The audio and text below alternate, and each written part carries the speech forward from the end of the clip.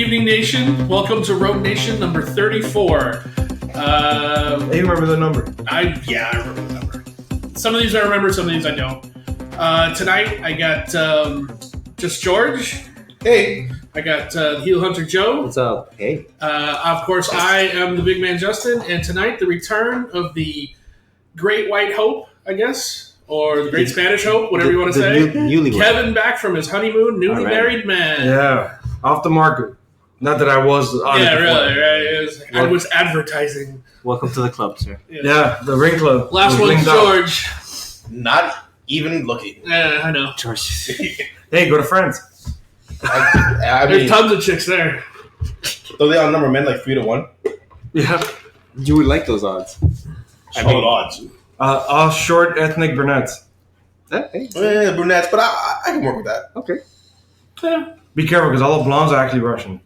I'm still okay with this. Wait, what? You like Russian blondes? Is that what you said? No, I'm saying the only blondes I saw in Paris were Russians. Oh, okay. That's Russian mafia shit there, too. I'll figure it out. It was really funny seeing two cultures speaking English as their common language, and clearly not their primary language. It was because the Russians don't speak French, and then the French don't speak Russian, so they could not communicate. So I, in an accent, I would constantly hear, English? And then the Russian just sounding just like, it sounded vulgar. It sounded like they were cursing out the French. You probably were. Probably, yeah. I wouldn't doubt it. Well, welcome back, sir. You were Thank missed. I hope everybody had a good Thanksgiving. The episode without me was great. Good job. Good, thanks. Thank you. I did all the editing myself. The song was great. The outro to the Mandalorian music Yes. was good. I hope everybody had a good Thanksgiving. We missed last week because of it, so That's right. How was all of your Thanksgiving over here? it was good. Of course, we didn't have fucking risotto at the top of the Eiffel Tower. No. The way risotto, to rub it in. the risotto was before the Eiffel Tower. Does it really fucking matter? You could have told me you ate that thing while jumping off the fucking Eiffel Tower, and I would have believed it. My Thanksgiving dinner, because it was before the Eiffel Tower, was possibly the greatest steak I ever had in my life. Oh, Yeah. that sounds delicious. Out of this place called Le Basilique. It was amazing. And then, I went to the Eiffel Tower. I froze my balls off, because up there it was like, It was like 2 degrees. oh my God. I had Because it was already cold. It was already it was like, in Fahrenheit, it was between 45 to like 52 every day. No, I'm good. Every single day. Oh, yeah.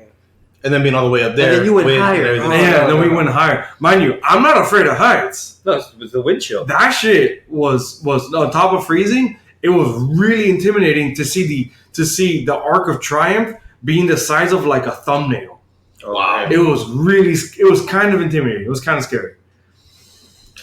I had an unconventional Thanksgiving. Went to Mai Kai, a Polynesian restaurant. Oh, I've heard that place. Very nice place. Yeah. Good, great show, dinner, nice little garden afterwards. And then that Thanksgiving and then around my father's birthday, so my parents also rented the Hard Rock guitar. That's funny. A cabana and everything. So the weekend, nice. I was at the Hard Rock cabana Nice. with my captain's hat and getting stares everywhere. It was fantastic. That's the one cool. I got from your bachelor party. Yeah, wasn't of it? course. Yeah. So unconventional Thanksgiving in Florida. Cool. Nice. That's all we do in Dude. Unconventional Thanksgivings. And Yep. parties like nothing. Mine was normal. I cooked. Same. Well, I didn't cook. I just ate. The way Joe says it, I just ate. I just ate. I watched some 3-hour boring movie. I didn't even get to watch anything. Oh, actually, no, I did. I went to the movies after I cooked. So What'd you see? Frozen 2. Sorry. Hey, Sorry. Okay. The wife wanted to see it. I wanted to see it. it's better than The Irishman.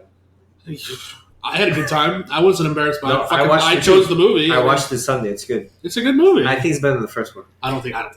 No? It's a Okay, good why? movie. When Val and I I can now actually call her, as George would say, my wife and I. Take a shot. Take a shot every time I say wife. When we came back this past Saturday afternoon-ish, I don't know, the fucking 10-hour flight, and then the time change was so jarring to me. Mm-hmm. So we got back, we ate, we talked shit with our family, we just like left our bags at the house, and we went to the movies. And it was between Frozen 2 or Knives Out. And I told her, I'm like, let's watch Knives Out because it's a murder mystery. And I want her with that. And I'm glad we See, I saw said that. the same thing to my wife. I was like, because it's kind of a tradition for us every year now. Like, I'll cook dinner for the family, and then afterward, I'm like, okay, you guys do this. I'm going to the movies. And I think it started with the first Frozen. Nice. I think the very first Frozen was the first time I ever said 3 years ago? 4 years ago? 2012, dude. What? Frozen was that long ago now? Yeah. There's actually a generation of toddlers that have not seen it? That's weird. Yeah. So I think that was the first time we did it. And then every year on Thanksgiving, we just go to the movies and usually see a Disney movie because it's usually a Disney movie around this time. But this year I was like, we got a choice now because we got Frozen 2 or we got Knives Out. And she's like, I want to see that too. But she's like, I think we should stick with tradition and do the Frozen. I was like, all right, that's cool. We'll go see Knives Out another time. Actually, I'm going to try and go see it tomorrow. Good. Because it was great. If I had known you had seen it, I would have gone today and seen it because I would have liked to have talked about it. But I was like, he didn't see anything. He just got back from fucking Paris. Of course, because you didn't see Terminator or anything when you were here. So I was just like... You know what it was? I think it's because in Paris, using the metro system, we saw all kinds of crazy advertisements. One of the many repetitive advertisements was for Knives Out. Yeah. So I think that's what ingrained in our minds of like, we want to go see it. And I was trying to convince my wife. I was like, hey, like maybe we should go see it there, like just to see how French theater is. But then our worry was that the audio might be only in French, and then we can't watch it. Well, you would get headphones. Oh, really? You would have because they do that here. You can for Spanish, right? You're right. You can pick up the headphones and listen to it in Spanish. So if it's you, and it actually work out for you because you wouldn't. It would be French audio dubbed over the American. So the lips would match up. So you would have the American in your ear, and it would match up. Right. So it would actually be okay. Cool. Then everybody else in the theater would be like, "Fuck, this is bullshit." Yeah. You know? I'm sure they're used to it by now. Yeah, I know, but still. But it still pisses. I'm used to it. Still pisses me off. I actually asked the waiter at one of the many restaurants that we tried. They said that like depending on the movie, it might be still English with French subtitles. Yeah. Oh. Yeah.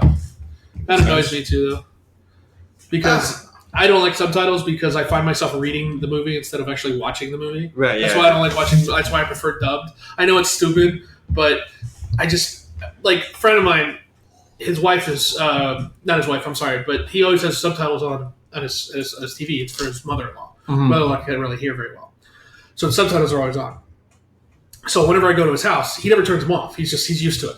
Whenever I go to his house, whenever we watch anything, I'm constantly just reading the subtitles instead of watching the thing we're supposed to be watching, and I can't stop. I can't just like focus on the movie, focus on the movie, focus on the movie. Can't do it. We watched Jenny Slate's comedy special on Netflix. Okay. I can't remember what it's called. Very funny. I really enjoyed it. I spent the whole movie reading the motherfucker. I didn't look at her once. Like at the end of the movie, I was like, is that what she fucking looks like? Okay. Because I was fucking reading the entire movie. I'm too used to it because I guess such a young age watching martial arts movies and then a ton of British fucking television and movies and all those crazy fucking accents. I needed the subtitles, the closed captioning. So then now, even watching English shit, for some reason, that's like a popular thing now since even Game of Thrones or earlier, or hell, Stranger Things does it too. People whisper shit. And so then all of it is important information. You can turn it up. So you're right. You either raise the volume or you turn on the fucking closed captioning. So I just I do that of like your friend Justin. I just leave the subtitles on for everything. Just that way I don't miss any information. No, I get what you're saying, and I'm totally with you because I find myself like backing shit up all the time. But what the fuck did he say? Yeah. I'm constantly doing that.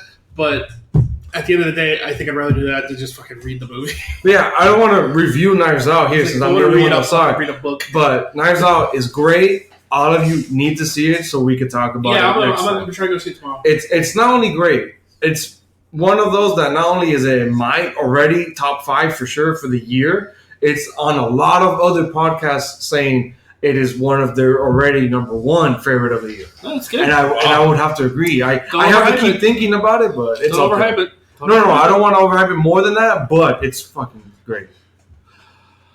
So let's kind of get into some early stuff. Let's kind of ease into this. Help Kevin remember his sea legs here.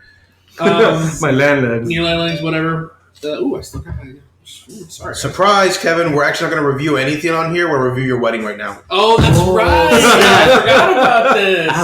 I have a doc. Yeah, that's right. We were all sitting at the wedding, and we kind of determined that we were going to review it for you. Jesus. Okay, that's good. So, me and Joe, we started a list of all the things that we. So, what are the categories like? Aesthetic, music, It's just a food. list of we could categorize it, or we could just tell you everything we thought was wrong. Okay. For me, at least, that I already know from off the top, it was like 2 things that went wrong, but nothing. No, those are great. Nothing that was like in my control. The technical difficulties, right? And then George would know already from like coming over my house so often. Some reason tech fails around me constantly. So weird. So it was just so funny that to bring about my marriage, there was technical difficulty. But here's the thing: I don't hear, and you know, Amir, if you're gonna hear this, I love you to death. Don't take this the wrong way. But it didn't happen until Amir picked up the fucking mic. True. So just saying, you know, if he had left that mic in the mic stand, shit might have been okay. But I was like, but Amir, don't take that personally. I love you, brother. It's okay. But he was a nervous mess. Yeah, he was sweating profusely. Yeah, but he handled it really well. Yeah, he did. He pulled it off. He was really. I mean, not, you know, he was for his first time. Yeah, I mean, I gotta give it on the table. Something we were talking about already. No, we were joking around because we kept seeing stuff. Like the one thing I gotta say, dude, is you had that beautiful backdrop, beautiful backdrop behind you, blocked by trees. Yeah. I mean, branches. Did you not? The waterfalls? Yeah, the waterfalls. It was gorgeous. And then you had all these tree branches blocking it. I'm like, did you ask to see if they could cut it? I mean, come on. Yeah, that's just how it is. Yeah, that's just that's another thing. It's like that's just out of my control. Like that's just the way the venue is. I would have. Nothing on this list is in your control. No, I just that was one of those things that was just like I blame the venue. For not that because more, it's like, come on, you know when you set this up that they were going to be looking at this fucking vehicle, and you've just got it blocked by all these dead trees on top of it because it's winter. It's like it's not even. I can't even say, well, it's green. No, it's fucking brown. Get the fucking shit out of here. Right. What else we got? Bulbs out. Oh yeah, we were looking up. We saw a couple bulbs. The what? The bulbs. There were bulbs that were Remember out. the light bulbs that are hanging off over the trees? There's a few that were out. Ah, okay. We need some. As a groomsman, this is something you guys wouldn't know, but where they had us set up. One, not only could I not see you and Val and Amir and everything because of the way the arch was set up, and we were all situated standing. I was so far. I was the last one, so I was on a pile of gravel. And next to a tree was on a slope. Right. So it was great because it made me look like an extra inch taller. But I kept kind of losing my footing and jostling around a little bit. And I was like, God damn it, I just wanted to stand still. I think that was just the fault of us, like, you know, you were there for the rehearsal, quote unquote, which was just an excuse for us to fucking eat and drink. Yeah. But we didn't actually practice at the venue, so we didn't know the actual setup there. Even then, you couldn't have changed anything about it. Right. Because there was literally 100 seats. None of these things are anything you could have to apologize for, anything you could control. We all had let's say it this way. We all had a beautiful time at the wedding. Good. Yes, that's all I care about. Beautiful wedding. Right. It was gorgeous. It was a great time. It was. We're just busting your balls. Yeah. That's all we're doing. I wish we could have had a video of you seeing Val for the first time because I saw it from far. We were all down below the whole court staring up, and we can make out little things, but we couldn't see your expression. I'm glad. That's exactly what we wanted. I know, but I was telling them, I was like, yo, hey, kept trying to put money on it. Yeah. But here's the thing about that. From my venue, we were looking at Val, so I wasn't even looking at you. And the reason why was because my wife was sitting on the very end, and a woman walked up and handed her a thing of petals and told her what to do in Spanish. So my wife turned to me and was like, "What?" And I'm like, and then he said, "Throw it when the bride." Yeah, because of course I know what she's saying. Yeah, right. And I'm like, I turned to my wife and I said, "Just do what everybody else does." Yeah. And she's like, so we're watching her, and I'm like, okay, get ready to throw. And nobody throws. Nobody specified when they're leaving. They just said throw in the bride. Because I'm like, okay, here you go. She said, "Bótalo con el tiempo." And I'm like, okay, just throw it. Wow, that's funny. That's all she said. Throw it when it's time. That's what she said. That's all she said. So that's why I turned to my wife and I just said, just follow everybody. Just do what everybody else does. So like, okay. I heard that from a few other people. They're like, I didn't understand when to throw it or anything. Yeah. Like, luckily, I've been to a bunch of weddings. I would have been like, yo, guys, when they leave. As I said to you, that's how she said it. That's it. She didn't say when. She said. So we were looking at Val, going, "Do we throw it now?" Whatever. So we didn't even look at you when she came out. You had the same look as I did. I looked at you, And I was like, I got choked up when I saw her. Yeah. Oh, well, fuck same yeah. here. Yeah, I know. Even- I didn't see, I was not I got choked up seeing her over the bridge coming, down the aisle, and I had just done the first look, so I had already cried my balls out because George was right. I cried like a bitch. Of The course. photographer had to put his camera down and be like, "Yo, are you done yet?" Your photographer? Yeah. No, his photographer together, was asshole. amazing. Yeah. Who is that guy? I want him to be at every one of my venues. Hugo. Funny. His name is Hugo. His company name is Hugo Films. You could take that light though and throw it in the fucking lake. What did I say he looked like? He looked like a Falcone employee. Yeah, he was 100%. But I like his joke over the whole night. He's like, "It's my first wedding." I didn't hear that, but I'm like, He kept saying that when people He like looks like would a give him weird looks. He's like, gangster guy. "I'm sorry, it's my first wedding." Yeah, with Well- a tripod stand. Oh. Oh, that fucking light! I swear, he kept shining it in our faces. No, he kept- get the fuck out of here with Try that being thing. part of the court. How we I take know. all those pictures. I saw Kevin get annoyed when he was like, and Kevin's like, Especially okay. all flashing the Okay. lights. Yeah. Pay attention. Kevin's like, okay, bro. But see, at my wedding though, It was great. when Rachel first came out and I first saw her, I was stunned. But something had just happened, literally seconds before she came out, that kind of ruined the moment because we had a cake that was double stacked, and just as she was getting ready to come out, no. the top stack fell off, Oh my god! and she saw it happen. So she came out and had this look on her face, and I'm like, "Oh, she's beautiful. Why does she look like that?" She looks like pissed as fuck. Yeah, a little, right? And I'm like, "Why does she look like?" And then I see what she's looking at. I'm like, "Oh fuck, the cake just fell." Like, all right, whatever, fuck it. And then she came up, and of course she would smile after that. But that was literally why. I mean, it wasn't a moment of like, "Oh," it was more like, "Huh? Wait a minute, what the fuck?" Just as like, what the fuck did I do? Yeah. She coming up here to tell me off? What the fuck was that? God damn it! But no, just bring it all together. The food was great. Oh, The food was food was great. Phenomenal. Amazing. It was chicken awesome. marsala. Yes, and it was very We good. were happy because we did the first look that we were able to mingle with everyone during the cocktail hour. Yes, typically that's not possible. Right. I will say I was the food was great. Don't get me wrong. It's disappointing though because everybody I told, I was like, "Oh, I'm going to a wedding tonight," and I was like, "Oh, it's a Cuban wedding." It was, "Oh, we all eat good." Like, "Oh, all right, cool." And then I got chicken marsala. I'm like, "It's not what I was expecting," but all right, fuck it. I like chicken marsala. Let's Should have do it. invited you to my brother's wedding. It was buffet style, but he had Chinese food, Cuban food, and something else. That's hysterical. Dude, my brother, his My- wedding was hilarious. No, but Justin, you should know me. I'm literally the worst Cuban you've possibly Yes. ever met. And then my Val is fucking Costa Rican. She's not Cuban. But here's Yeah. the thing: Val's a cook, so I know she values food, Right. and I figured, she'd be like, yeah, but not she- ethnic. I figured family, would be like, okay, we're gonna bring this, we're gonna do this, we're gonna do No. this. The dessert table was great too. But here's the thing: the dessert table was great, except that we didn't know about it Right. until we went up for our picture. Right. Right. Same. And then it was gone. It was like okay, I guess Yeah, we'll they were take like that. I something- thought they were packing it up. I'm like, get the fuck out of here! Don't give me some of this fucking dessert here. Cake was great too. Oh, cake was so good, I stole his piece. He's pointing at me. I stole George's piece. Fucking literally, she came and she brought the cake. I ate my piece, and then she came and brought one for George, and then George is sitting at another table, and I'm like, fuck him. I ate his fucking That's piece. funny. I was being the social butterfly, but then no worries. I came back and then I saw Anthony had a piece on another table, Dude, and he the only barely reason touched it. I hopped on his. The only reason why I ate it was because I knew Amir wasn't eating his piece. So I Right. said, at the very least, he'll get Amir's.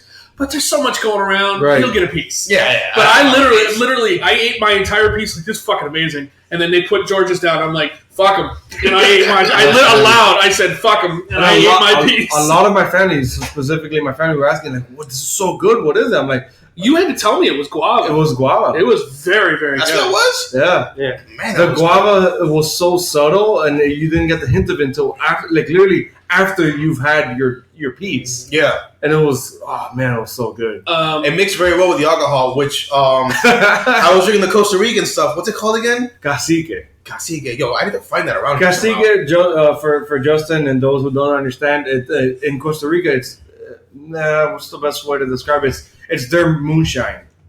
Oh wow. I won't lie, it smells like tequila. That's why when It's rough. yeah, when I first smelled it, I was like, oh, you guys getting tequila shots? And then I think it was Val's cousin or something was like, no, this is Cacique. And I was like, oh, I want to try it. Yeah, because remember, you, me, and Mir, I forgot who else was there. I think Zach at my house. We were like, oh, let's pop open a bottle. This is going to be the drink for the wedding. Let's test it out, all of us. And I warned all of us, only have one drink because you will get fucked up. And at the end of the night, we all had 2, and we were fucked up.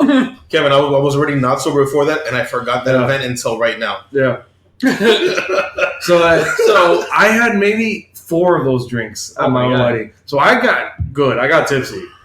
I had shots. And even Val, she's like, "Oh, I'm like this sucks. Like I'm not drunk." And I was like, "Oh, that sucks for you." And I just gave her this face. She's like, "Oh."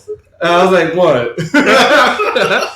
That's great. Yeah. I mean, you guys come with the glasses, even better. Yeah. The little hors d'oeuvres portion was nice. The cocktail hour. Yeah, Cocktail hour. Nice. Yeah, because we had the mushrooms. They didn't really make it all over. They had you had empanadas, mushrooms, Colombian empanadas, the stuffed mushrooms, and the steak skewers. The steak skewers, which were very good. You had some seafood too, right? No, and then the salad thing on a bread and thing. I saw that. It was a little salad thing. It was those 4. Now, the only thing I can say about the cocktail hour, and I'm going to try to...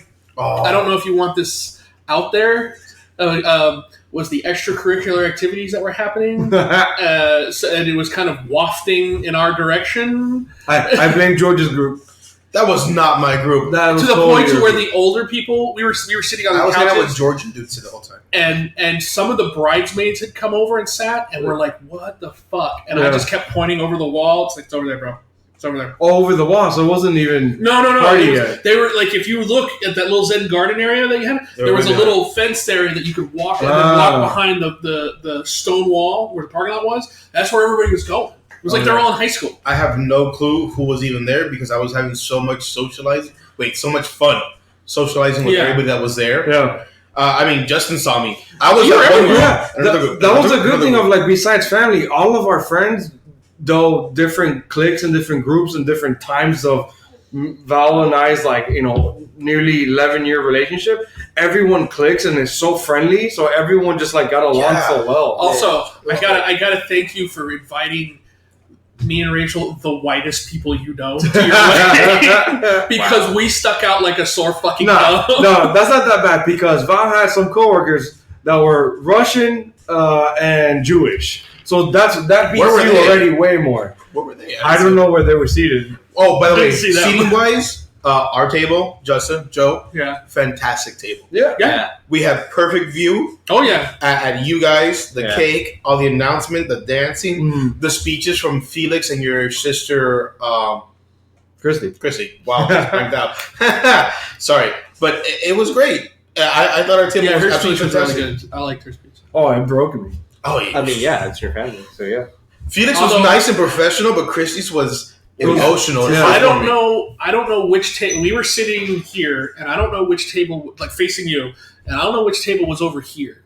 But whoever it was heavy into talking about games. Because they were talking about Jedi, they were talking about fucking Death Stranding. To the right of us? Yeah, to the right. Yeah. So that was AJ, Felix's table, et cetera, et cetera, et cetera. No, it wouldn't be Felix, it'd be AJ. I mean, AJ. Yeah, so, just someone else.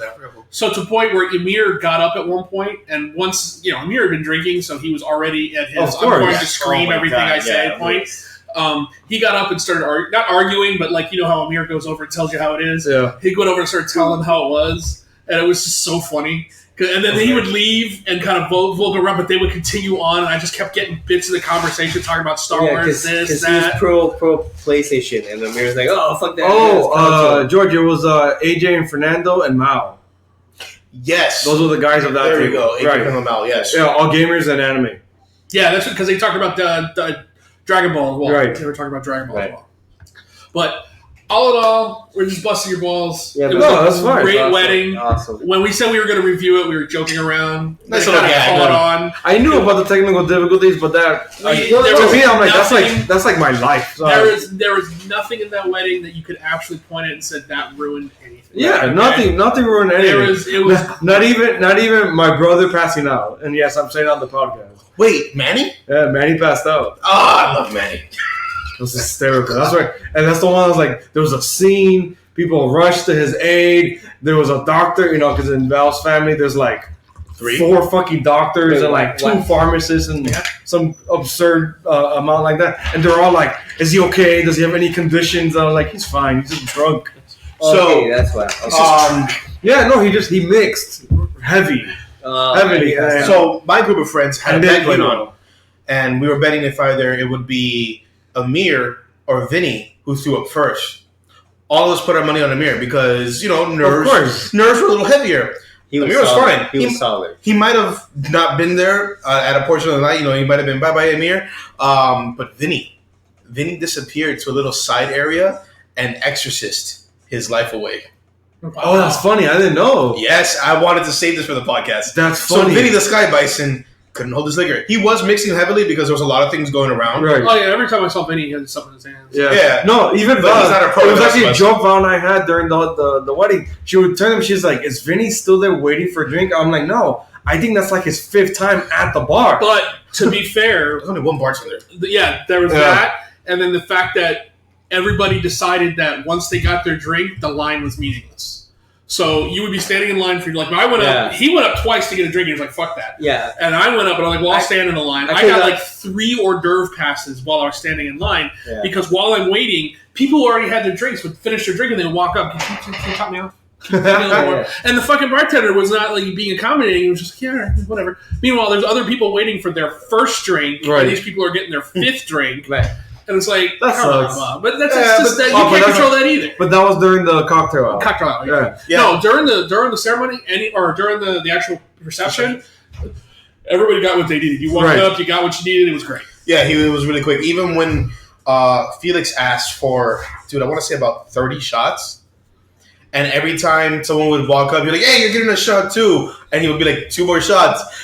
The bartender was so nice about it. He would just add more and pour them out. And by the time we finally got everyone ready for the shots, it was just a long line of Cacique shots mixed with some juice. And it was just like, yeah. And there was like 2 left over. And I was like, "I'll take them. They're great." That's awesome.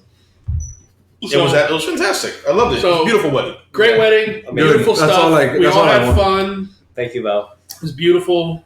And awesome. Congratulations to Val. She's never hearing this. Whatever. We can clip it and send to her. True. Yeah. You edit that. Oh, but good job, we wanted to commend you on job well done. Thank you. Mission accomplished. Hope you're happy. Oh fuck yeah! All right. And the night was awesome. The night after was awesome. We capped it off at the hotel. Come on, he was probably too drunk. Nah. No. Kevin's never too drunk. We chilled. Felix came with us. I'm sorry, I didn't mean to. No, go ahead. But I find that's actually more true than anything. That after weddings, like the last few weddings I go to, you make the joke afterwards. So was it good afterwards? Like, dude, we just fucking laid down and rested the entire. I can imagine the entire. It's very stressful. Yeah, we didn't do anything till the next day. Yeah. We couldn't because it was like after your wedding, you're just like. It. Yeah, after my wedding, after my reception, I had friends who came to my wedding at the reception. Were like, "Come over to our house, and we'll do like a post-reception reception." We're like, "All right." That's essentially what we did at the hotel room. Yeah, because we went to a hotel nearby, and we had other friends staying there too. So they literally just came to my room. Right. So it was me, Val, my best man Felix, and his fiancée as well, Giselle, and then Fernando and Lauren were also there. And we were just there, literally doing what we were doing now, reviewing the wedding after it had just happened.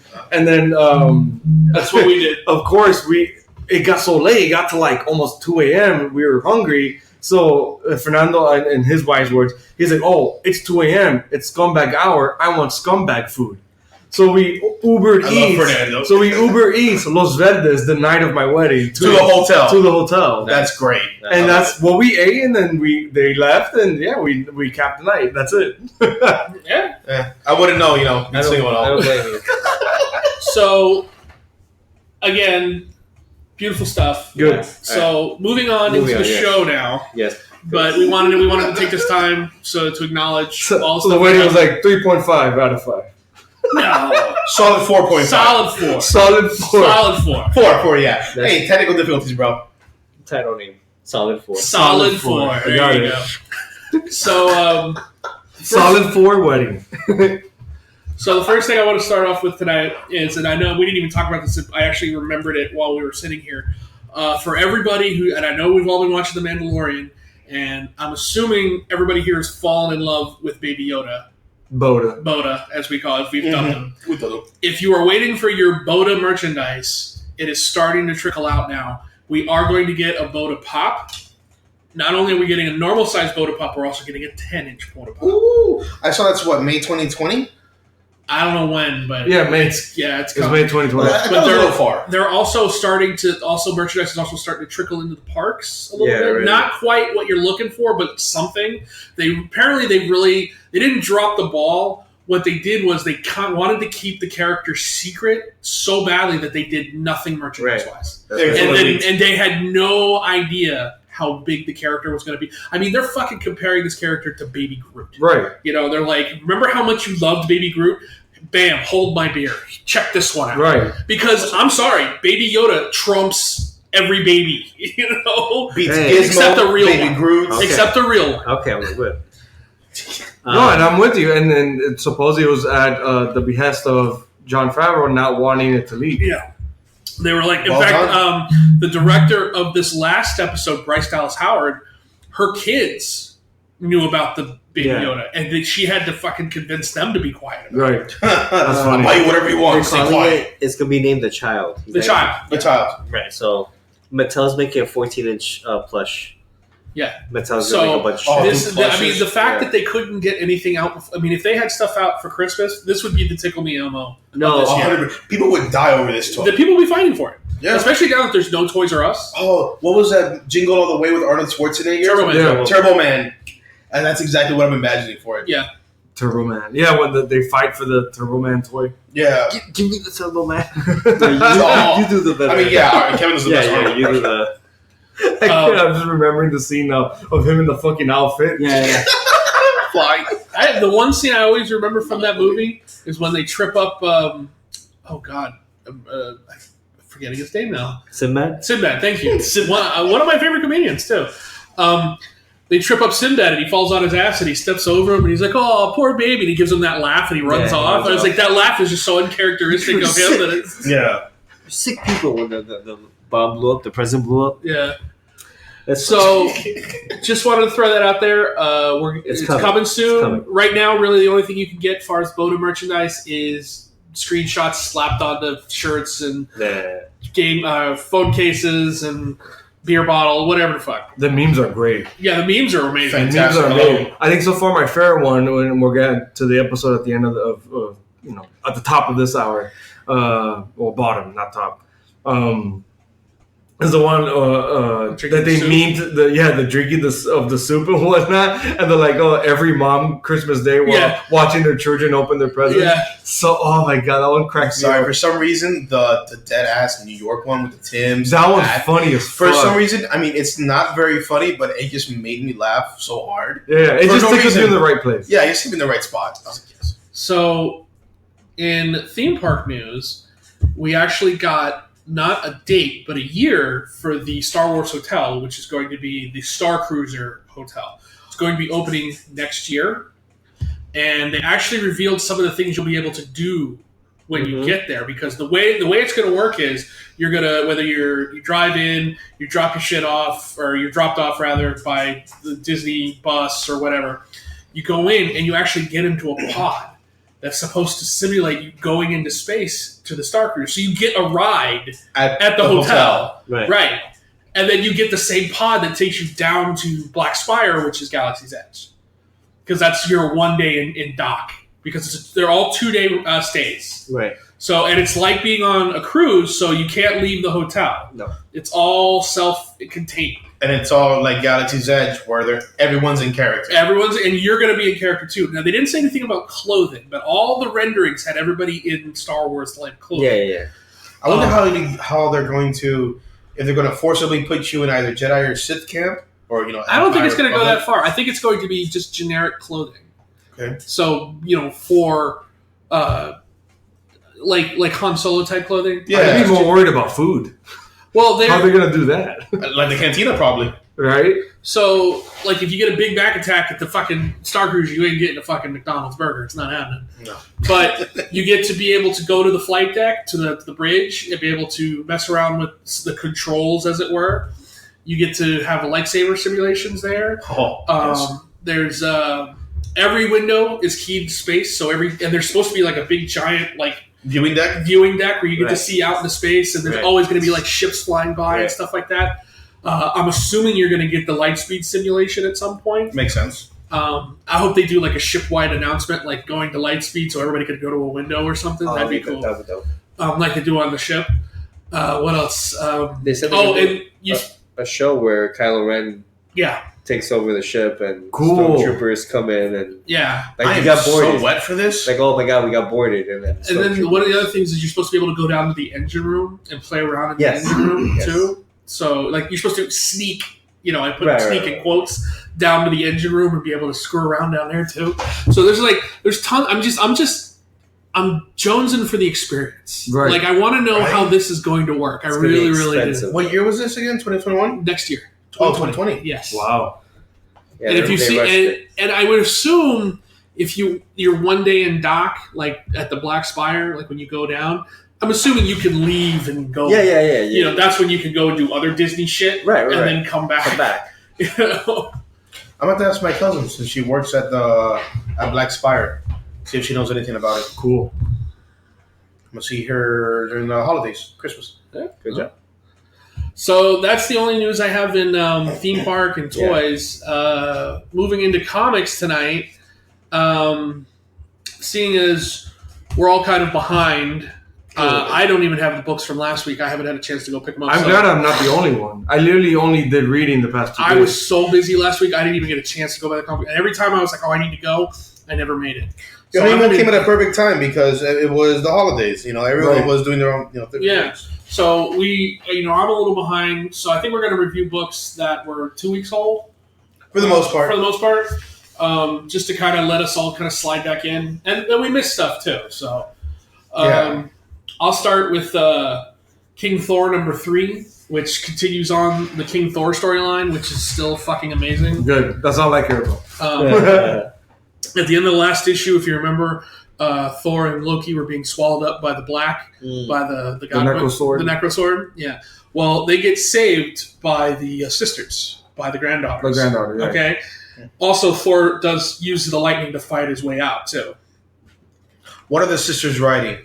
Remember one of them had one of them's riding Tooth Dasher. Yes. And then one of them's riding a shark, but it has a name. I can't remember the name. And the third one is riding another goat. So there's 2 goats and a shark. I'm sorry, I love it. But they show up with other gods. They've actually found other gods in the universe. And that pisses off Gore. Because the gods they found were actually created by Thor. Thor went to a planet and he saved, it was a dying planet, and he brought rain. And they started to worship him, and he told them, don't worship me, worship your planet. And so they created gods around the worshiping of the planet. So the gods are, the first one they encounter is, trying to remember, God of Thorns, which is their harvest god. But they've also got, the Skylords of Indigar, which are all the gods. And then the God of Psalms, the Prince of Soot, Master of Dirt, the God of Thorns, and the Lady of Comets. So essentially we have a whole new pantheon. Yeah. Cool. But they all say it's because of Gore that they're created. That's going to piss them off even more. Yeah. Because of Gore. Yeah. They hold the true legacy of Gore. It was because he started killing gods that they had to be created.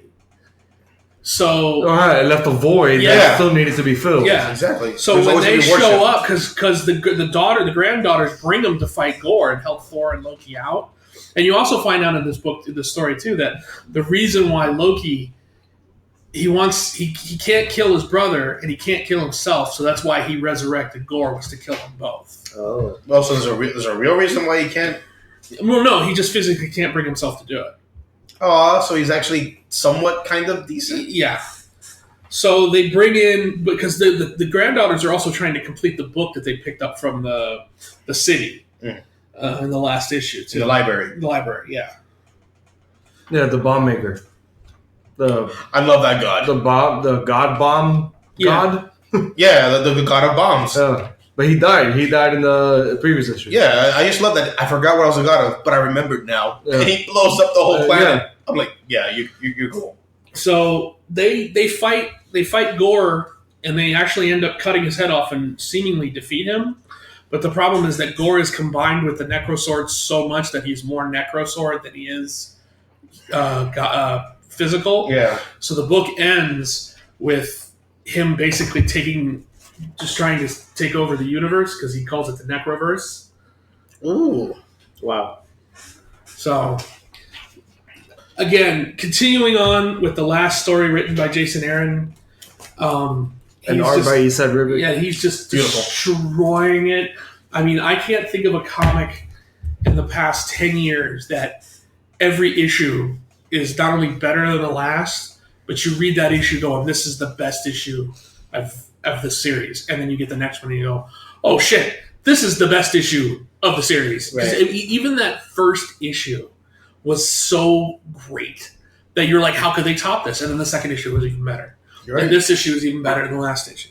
So it's just like he's just wrapping it up and putting a giant bow on it. It's beautiful. I'm loving this book. This book is fucking amazing. So if you're not reading King Thor, you're missing out. You better be ready. You need to go out there and read that book. It's amazing. And it also gets you set up and ready for Donny Cates' Thor run, which will start next year in January, which we're all waiting for.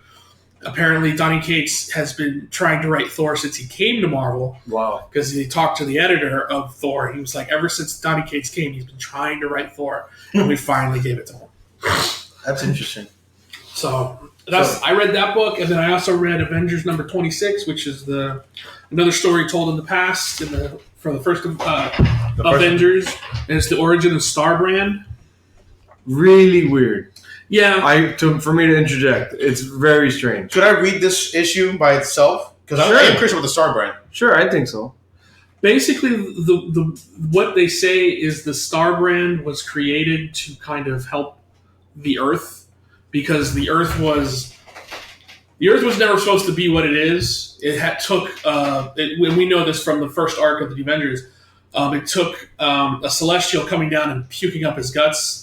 It was sick. It was sick. Yeah, into the basically the primordial ooze that created us. That's great. I love that creation story. And so we're literally like a mutated infection on the planet. Yeah. Oh. So the Earth felt that it had to defend itself, so it pulled a comet out of the space, and then the comet crashed to Earth, and it became the Starbrand. Holy shit! And the first Starbrand, it was a T-Rex. Why not? I love it. George, there's a literal panel of a T-Rex energy breathing Starbrand dinosaur. It's amazing. Oh my god, that is awesome. Yeah, here we go. Oh, it's 2 pages. It's a full splash. Yeah. And it talks about he defended the planet from when the Kree came originally and started seeding the planet. And you see it. You see like accusers. Yeah. You see accusers fighting a Star-branded T-Rex. Yeah. So then it cuts to this. That was 70 million years ago. Was that? No, 66 million years ago. Excuse me. At 65 million years ago, you got these two sort of caveman type people that have both been ousted from their tribes, and they've found themselves living in this garden that is kind of alluded that it's the Garden of Eden. No.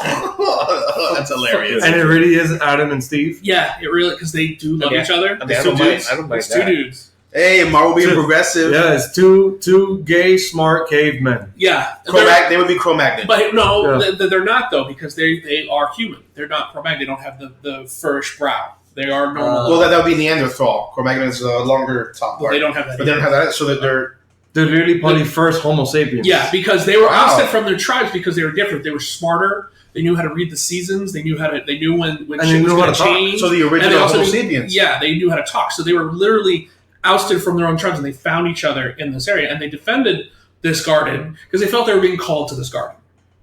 One of them smaller, kind of meeker, and the other one's big, strong, like warrior type. Yeah. He was like He-Man with a haircut. And then they keep defending they're defending the garden from these mutants that keep coming up from deviants. That keep coming up from the center of the earth. And they keep wanting to take over the garden, and they keep trying to push him back. Well, in this great art by... it does look beautiful.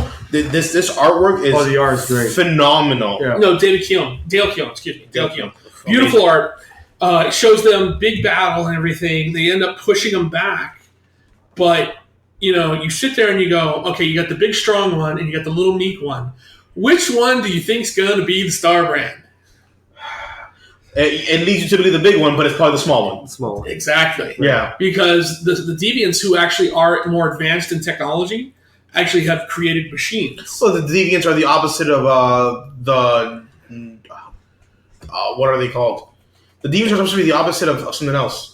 New Gods? No, they're supposed to be mutated Celestials. Mutated Celestials. There we go. That's what it is. No, mutated Celestial kids. Mutated Inhumans? Result like offsprings of Celestials.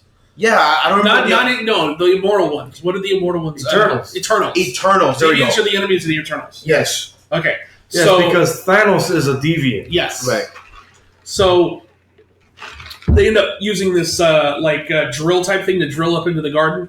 It ends up causing a cave-in that kills the stronger of the two. Oh. But it also digs up the dinosaur bones of the Star Brand, and the smaller meek one ends up becoming the Star Brand, which is the Hulk type. So it becomes the first Star Brand. Yeah. Well, no, technically the dinosaur was the first Star Brand. Oh, first human? Human. Which is the one we see in the first Avengers, right? Yes. Yeah, they're just trying to illustrate like the Star Brand existed long before humans got a hold of it. And that's the splash page of him getting it. Well, Dale Keown drew Pitt. He's very known for drawing a strong type characters, very, very clean lines. Good use of shadows, too. So eventually he joins, because this is where the book kind of gets a little weird. They go and they give you all this explanation for the creation of the Star Brand, and then they jump, and everything just becomes jumbled after that. Yeah, because it goes back to the billion BC Avengers. And then talking down to All Father Thor is there. Yeah, but he's not All Father Thor at that point. He's still just Odin. Not Thor, Odin. It's Odin. Odin. So, but the Phoenix is there, the first Black Panther is there, Agamotto. The Ghost Rider is there. Agamotto's there.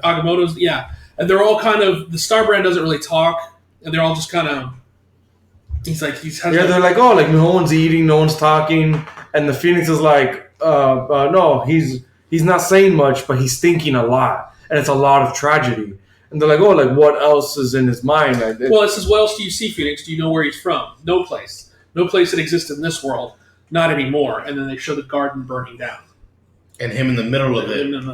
Making you believe that he burned it down. Well, or the Deviants. Well, no, because only him in defense of it. Yeah, because it really shows that he fucking took down all the Deviants, because they killed his lover. So he just like, well, this is what you want, you can't have it. If we can't have it, you can't have it. He burned it down, and that's where the book ends. So straight. Wow. Yeah, it's not. It was cool. As much as I love these jaunts back to the million years ago to these first Avengers types, I really do dig these. This one has by far been the weakest one for me. I really liked the Ghost Rider one. I thought the Ghost Rider one was very cool and mystic. I liked the last one we got, which I can't remember what it was. I actually like the Iron Fist one. The Iron Fist one was good. I thought that was cool. That was the last one.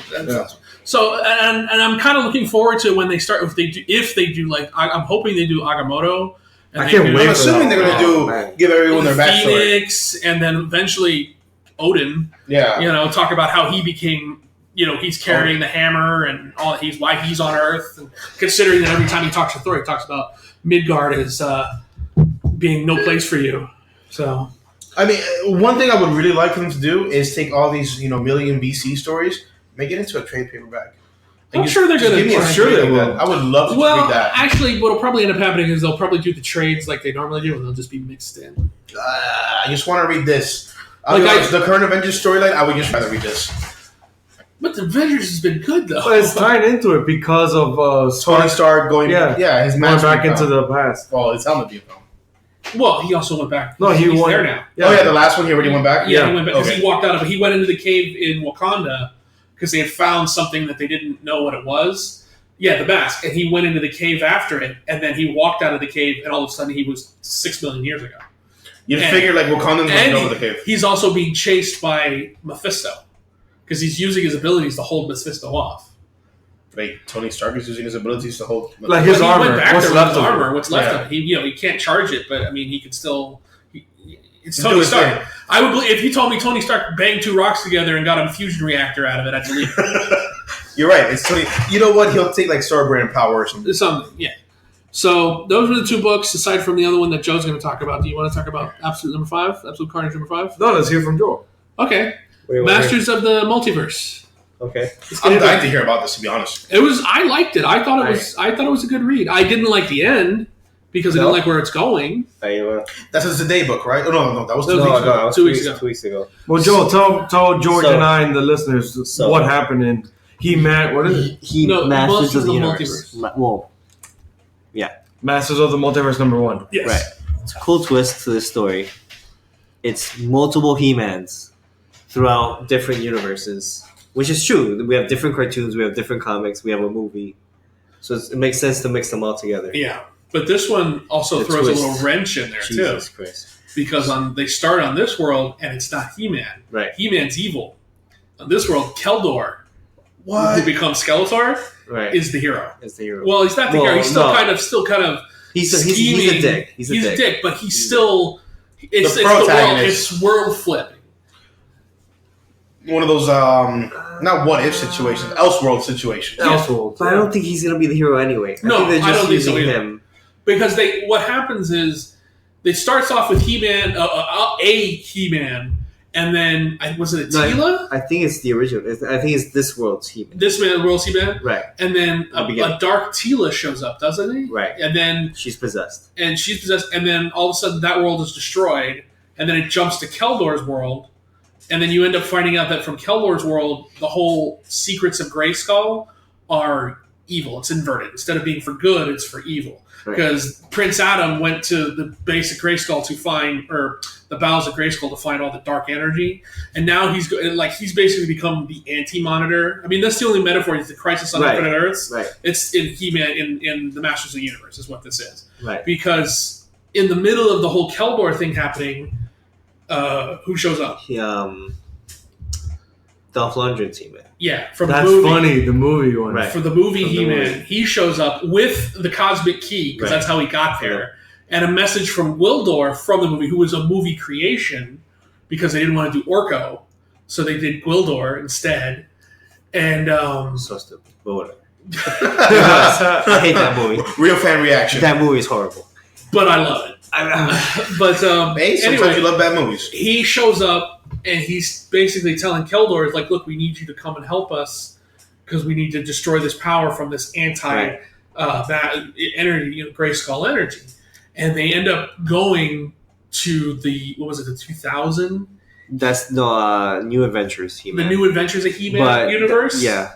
Which is where they're all in space. I'm assuming that this is He-Man Prime that went evil. Yeah. Let's call it He-Man from the world that everyone knows. Prime He-Man is the one that's evil. So basically, he's going to go around to all the universes, to all the different He-Man universes, and take their power swords. Yeah, that's what he's doing. Wait, are we doing Lord Power Rangers? Exactly. Yeah. Stealing morphers. Okay. That's why I was like, this sounds like Power Rangers. Anyway. Hey, what if it ain't broke? Don't fix it. Right. But did you notice that they have bad Castle Grayskulls, like evil Castle Grayskulls that powers but that powers him. Once he sucks the powers of the castle, it turns into a bad castle. Mm-hmm. So I'm like, okay. So after he kills you, takes your power sword, he's tainting it. On. Right, he taints it. Well, no, it gets destroyed, and then what comes up again is an evil version of the castle. Also destroys and it rebuilds as an evil version? Yeah, it's like a black and... Yeah. Okay. So I guess he's on his way now to the New Adventures. That cartoon's horrible. But I don't like that cartoon. You think we'll get to 2000s, right? The 2000X He-Man? No. Yeah, it looks like they're bringing in all hands on deck. I read an article where it will lead to Kevin Smith's He-Man. Oh, cool. I'm okay with this. But not until later. But here's the thing, though. I would definitely say that because finding out about Keldor happened in the latest He-Man cartoon. We didn't know anything about that. Correct. So the fact that we start with a version of Keldor anyway. He also has his sword from the 2000X cartoon. Keldor's sword, the two that separate. Mm-hmm. Oh, that was dope. But that was an original idea. Right, that's what I'm saying. It's from the 2000. No. From the original Master. I understand, but the design is from the 2000. Oh, okay. The design of that. So essentially, they're bringing in every He-Man, every cartoon, every comic, every movie. I love when franchises do that. That's fantastic. That's what they're doing. That's what I wanted to read. I was like, oh, this would have been cool. It's a legitimate crossover. Yeah. Hey, multiverse things, they have so many opportunities to be good or bad. And it makes sense. Yeah. Technically, the Power Sword is a morpher. He needs the sword to transform himself. That's why the Shattered Grid idea works across so many other platforms. Right. And, happy for Boom Studios that they did that on Shattered Grid for Power Rangers. Isn't this Boom 2 or no? No, this is DC. This is DC. Right. Masters is DC. Which is wild, that one of their books that aren't, Batman, Superman, Justice League. I feel like that's like a huge book. There's like a metal level to this because, they are the first ones that did the major crossover with Crisis and all the other Crises. They know how to do crossovers. So then Boom copying them, copying DC with their Crisis, which was the Shadow Grid, and then now they're redoing their own redo. Yeah. I mean, art imitating art, imitating art, imitating art. Right. Good ideas get replicated. That's just how it is. You want to move? Maybe move into Power Ranger real quick. Yeah. Cool. Yeah. Yes, so I want to move on. 45. Jason's tired. He's going after Zed. So he destroys the moon base with the Omega Zords, and he calls out Zed. They have a one-on-one fight. Nice. He goes, He tells the Omega Rangers, take the putties. I got Zed. That's funny. Damn. But not only them, they're led by Goldar. Goldar is fighting Black, and so handle the minions on the Game Boy.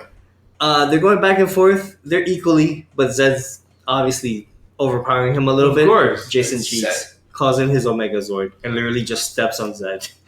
What, dude? Steps on Zed, puts him into that canister that they put Rita in. He's captured Zed. He's like, all right, we're done here. That's kind of funny. Goldar in the monsters retreat.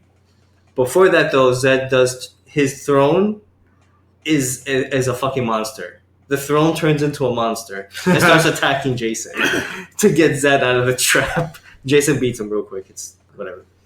The Power Rangers show up, the original team with Tommy. Like, oh, what's going on? Why are you guys doing this? Like, mind your business. We finished your problem.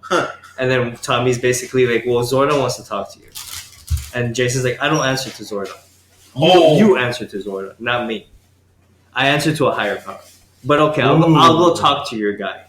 So Jason by himself goes into the command center, and Zordon's like, what have you done? Yes, you've helped us. You got rid of our problem. But in essence, another power is coming now. Someone more powerful than Zed's going to come. Then what's the point of the Power Rangers? You opened the door for somebody bigger. Jason's like, that's what my team's for.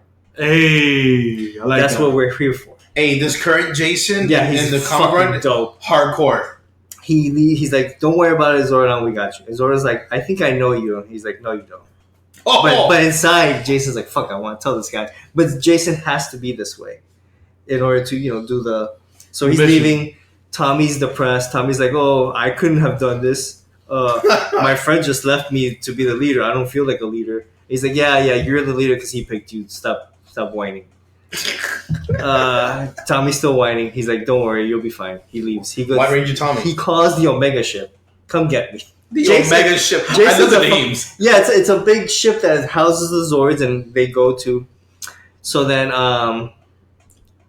he goes back to the team, and then the Blue Ranger, their Blue Ranger, the alien, she remembers he's Dragon. It hits her.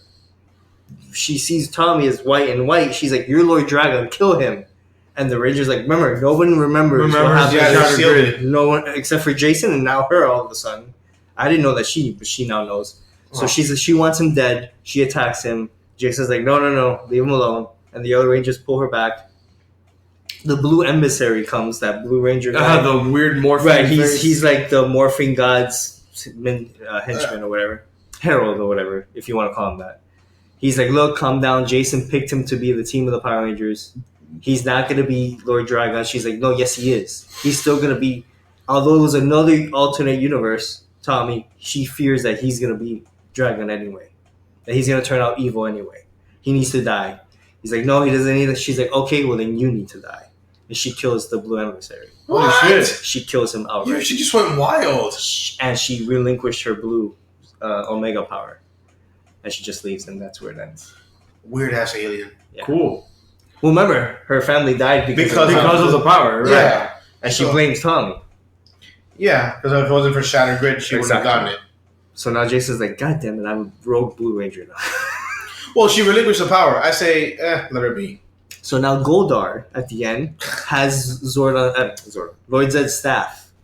Hey! I'm the leader now.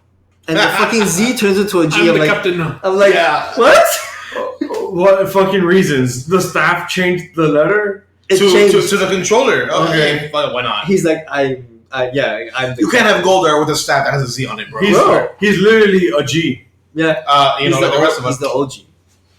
Bro. I love Goldar. Bro, Power Rangers right now is fucking sick. It's a little wild, I'll be honest. It's out there. Fucking sick. And I'm behind on that because I'm like, okay, I'm gonna jump on. I've never been able to. No, yeah, we haven't Was just this gone week a new one? in the Shattered Grid. I think it's next week's a new one. I think it's Go-Go next week. Which I'm hearing is good too. Yeah, why is it Go-Go ending? Go-Go's up. But Morphin's the... Morphin's the action, Go-Go's a slice of life. Why not? That's fine. And they both have Tommy being a crying little baby. Get Tommy out of here. Hey, once you deal with Lord Drakon, there's no other Tommy for you. That is the Tommy. Once you deal with Omega Jason, that is the guy. Hey, Omega Jason's hardcore. Not alone is what's making me want to read it. He's being hardcore, which he only is at certain intervals in the actual show. Him talking to Zordon in that way, I'm like, God damn. Put his foot down. Fucking amazing. Can we get a Mighty Morphin Power Rangers remake based on the comic book? Please. And that was what, 45? 45. Power Rangers, Mighty Morphin 45. All right, so let's end it on comics. Going back around to Marvel, I know Justin and I read Absolute Carnage #5, the finale, which was really good. That's right. George didn't want to go. Well, let's get back to Marvel, then we're ending with DC. Do it. Because I already said it. I don't want to go back. No, get at it. I just didn't want to end it. So the finale of Absolute Carnage, #5, is literally just one long, drawn out fight of venomized, re-venomized Eddie Brock versus the Codices. He has all the Codices. The rest of the Codices that that Cletus Carnage is looking for. The Cletus Carnage has the original Venom symbiote in him. Right. Oh. But also other Codices. Codicizes, whatever. Codices. But I love how the fight, because I don't want to go over every little inclination of the fight, but I love how the art is fucking beautiful. Dude, that one look at Carnage right there with the wings and the horns. Oh, yeah. Looking like a straight demon. Yeah. It's Ryan Stegman. That art is fucking fantastic. I love how he incorporated the wings into, like, nobody had ever seen that with Venom before until this Venom run. And I was like, you know what, it fits now. Originally when I saw it, I was like, oh, that's bullshit. But now it's like, no, it fits. It fits, of course. Because they're essentially just fucking, alien demons. Yeah. I'm okay with this. It works well. But you also get the little thing with... Right, I wanted to get to that, then the ending. Yeah. So then, Norman / Cletus Carnage. Norman, mind fucked. Right, Cletus possessed Norman. There we go. Yeah. Who's symbiote bonded, so he's also a Carnage. Goes to the boys, Dylan and Norman. He's the one fighting Spider-Man. Yeah, he's the one fighting Spider-Man. And I love how every time he cuts to Spider-Man, he's just like, don't worry, he's finally down, and he'll get knocked out. It's good. I'm really liking how Donny Cates is writing Spider-Man to a point I'm like, okay, I see you. He should be writing Spider-Man. Yeah. I'm just waiting for that day. It's gonna be. Maybe there's enough, man. There's enough Spidey books. There's like agree. 6. I agree. There's enough Spidey books, but I also believe that Nick Spencer is going to eventually leave Amazing. And Donnie should be the next one on Amazing. It's just Marvel's loving Nick Spencer's Amazing Spider-Man because it's selling and they promote it like crazy. I'm not saying he's bad. What I'm saying is eventually Nick's going to either get tired because I don't think Nick is a Dan Slott. Dan Slott got a hold of Amazing Spidey and was like, "This is my book. Nobody's taking it from me."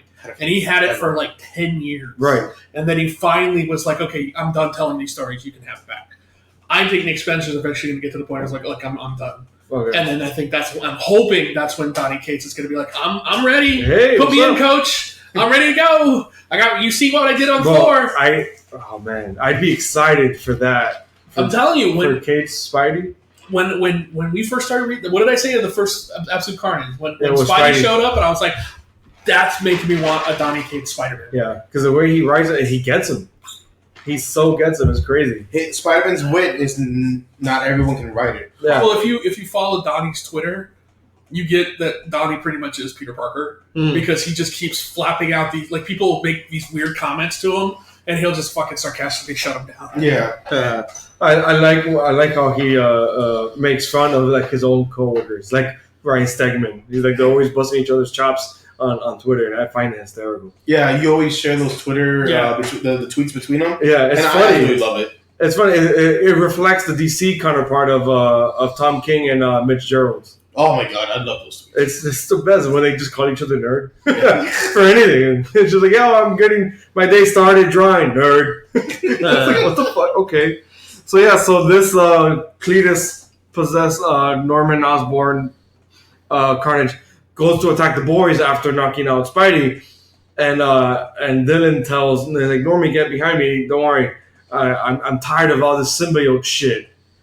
And then his eyes roll back or do some weird black, which we've already been seeing hints at that there's some symbiote mumbo jumbo going on with Dylan, right? Some kind of connection.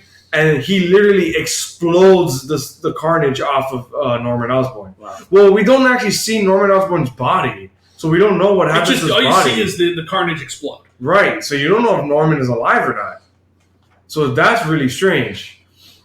And I think someone comes up, I think Spider-Man is wait, what happened to Norman? And they're we don't know. I don't know. Right, and then the ending of the Eddie versus Cletus of Venom versus Carnage is, and I love the way it's illustrated, but I love the way the dialogue of he's you don't get it. I've already won. No matter what, I won. You don't get it. And they keep fighting. They're in the air with their wings and stuff. And then finally, he's you would have all the codices if it's not for me, or I will. And he's he goes, yes, you finally understand. If I win, I win. If I lose, I still win. Because all the codices combined. Right. Awaken Null. So no matter who kills who, Null is awakened. I understood it as I have 50%. You have 50%. If either one of us die, the other one will absorb the next 50%.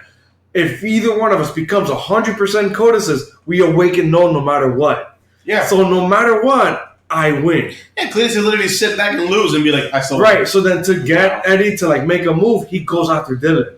And he goes, I'm going to kill your kid. And Dylan's stay away from my son. And he's that's your choice, the world or your son. And he's fuck the world. Yeah. And his symbiote turns into it's funny, it resembles the Necrosword. Mm-hmm. Which makes sense because doesn't Venom have a connection to the Necrosword? Yeah. Mm-hmm. So it turns into a sword and he literally cuts Carnage in half, slices him. Yes. When Cletus is just bones anyways. Right. Yeah, because he was a corpse and then we resurrected him. Right. Nice. Beautiful. But then he hears the screaming in his head. He's I hear him waking. And you literally see Noah waking up in Kiln, which is the symbiote prison, which is the planet. Keeping symbiotes surrounding him. Yeah. Which he just blew apart. Yeah, he blows apart. And I don't know what's the difference of those symbiotes versus the ones that he rides coming towards Earth. Yeah, because then the next thing he's riding another dragon.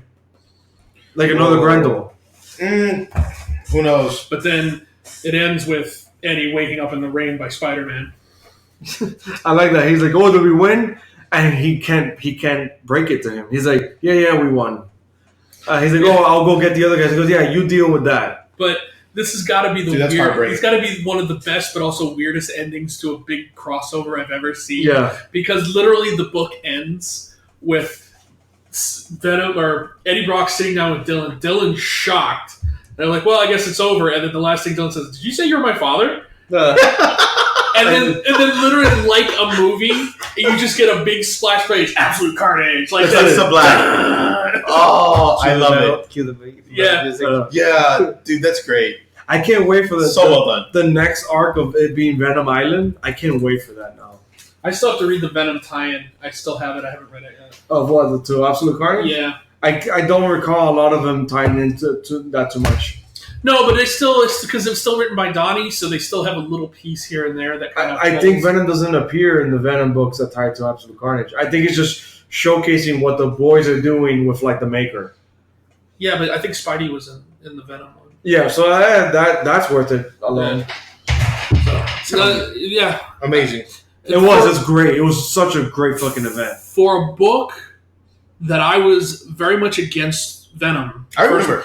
Because when it first came out, we were still doing the other podcast, and I was like, no, this isn't for me. And it was Chad and it was Javi that convinced me to read the book.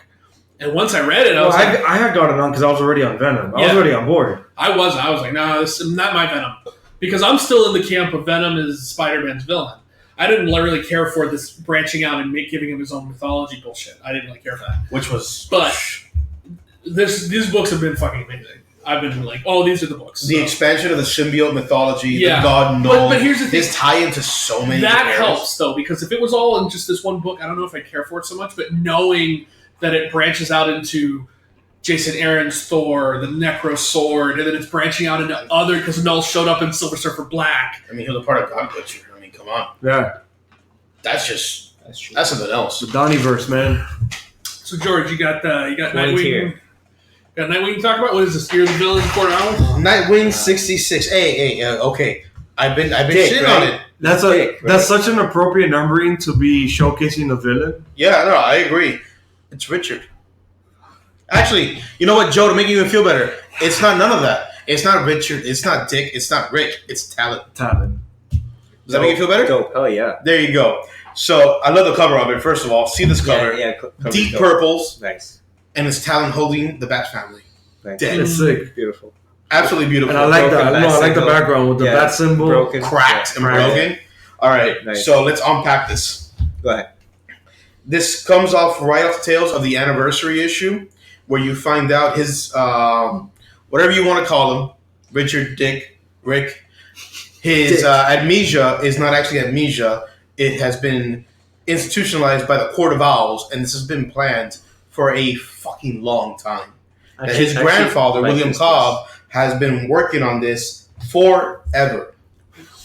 You started off with the Nightwing crew, which, man, they did a lot of build-up for these guys, and I get why they did it, to make us care about them and everything. I still find it hard to care about these four Nightwing characters. Well, and then that's you as a reader that you've been reading those issues. Because I've known where they've been going, where they're aiming with all of this. I know what the final outcome is going to be. Why are they all wearing his old suits? Because they found them. And they want to be Nightwing to save the city. But that's besides the point.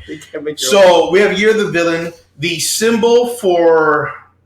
What is it? It's the... what's the thing that's going on in Justice League? The big...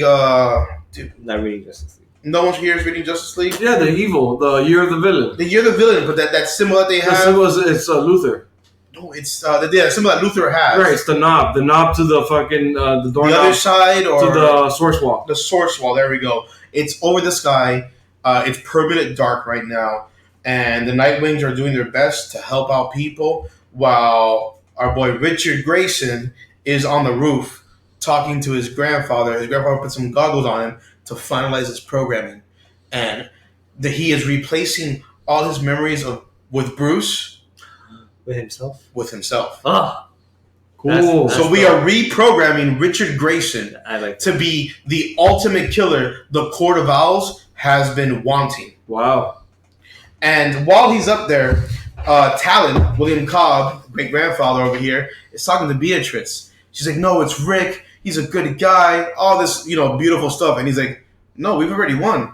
I've been planning this forever. You get snippets of shooting over to the Court of Owls and the Doctor, who Bruce Wayne paid for, the most expensive doctor on the planet, is a talent. She's a Court of Owl. She's an owl.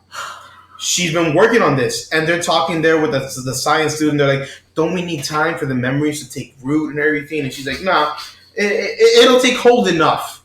And over the next few days, it'll finalize. And then William's explaining to Beatrice everything, supervillain style.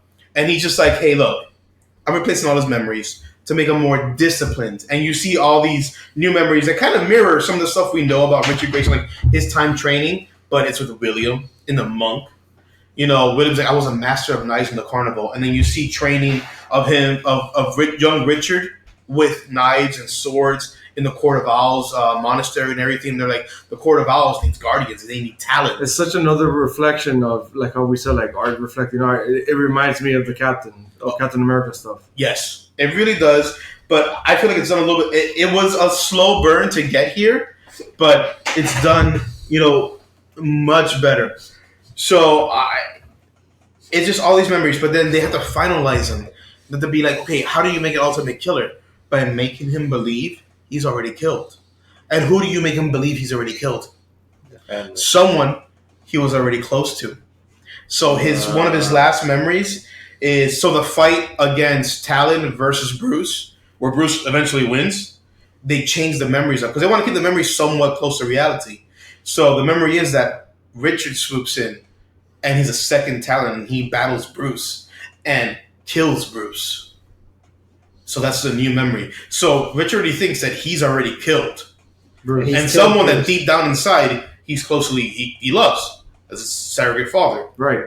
So it ends with, you see him in this fake memory wearing the full Talon outfit, killing off the Bat family. Absolutely fucking gorgeous artwork.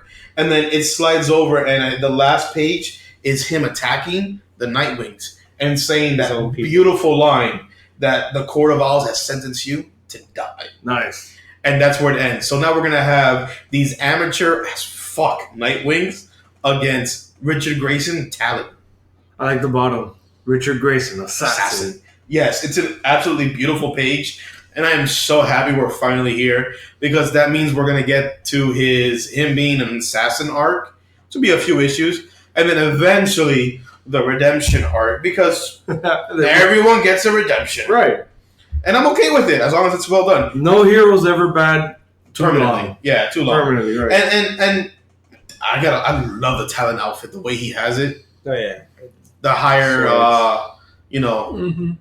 cow in it. Well, not cow, but he has the cow. It's on the knives, and he has those two blades. So he just look fucking beautiful. Yeah, you do. I like it. Yeah. So it's been. We started on this adventure. I think at 45. You started. I started. Well, I mean, and the listeners. I hope some of you are with me. Joe was like, you started. Don't trick me into your bullshit. Yeah, since about I think it was issue. I don't know who Rick is. And I love it because this issue makes references to they have a bunch of asterisks making references to the other books to be like, hey, look, you guys got to be up to date to understand what's going on. Oh, this is cool. So there should be a thank you for you, George, at the end of this book. I know, man. I've been on this that love-hate relationship. It was on a downswing for a little bit, given also that backstory. But I think we're coming on the upswing, and in it to win it. You hope. Yeah. Hey, you always got to have a little bit of hope. Isn't that what comics is all about? Hope? Look, they're not.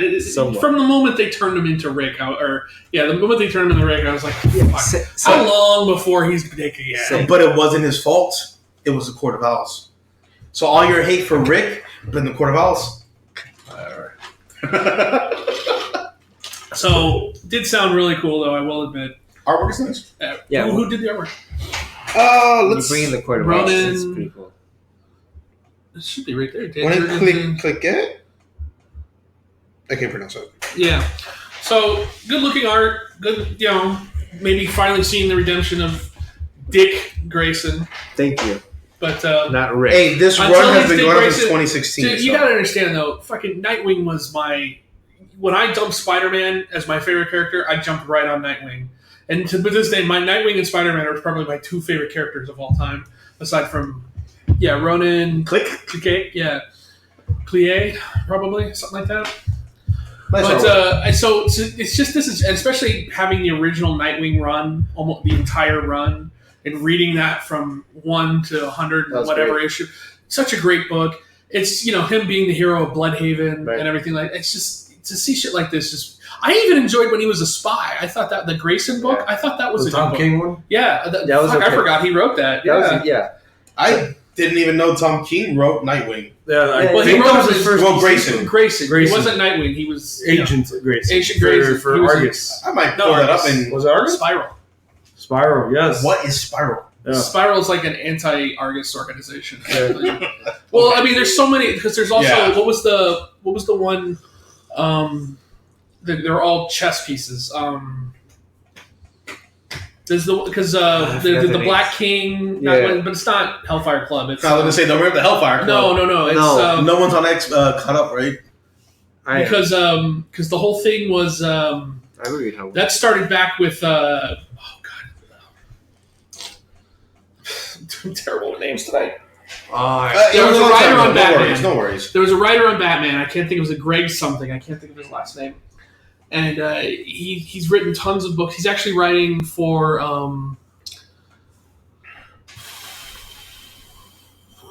want to say Stumptown right now. I think he's writing for the TV show Stumptown. But he wrote Batman books forever, and he had introduced this group. It's all like chess pieces. I can't think of what they're called. Checkmate. That's what it's called. And I like it because there's Checkmate, and then there's Argus, and then there's Spiral. There's all these like clandestine organizations and stuff like that. They're all kind of combating each other. Greg Rucka, that's his name. Greg Rucka. Thank you. Because he's been writing comics, and he's been because he was the writer on Wonder Woman that took Wonder Woman and made her a demigod, a daughter of Zeus, instead of being molded from clay.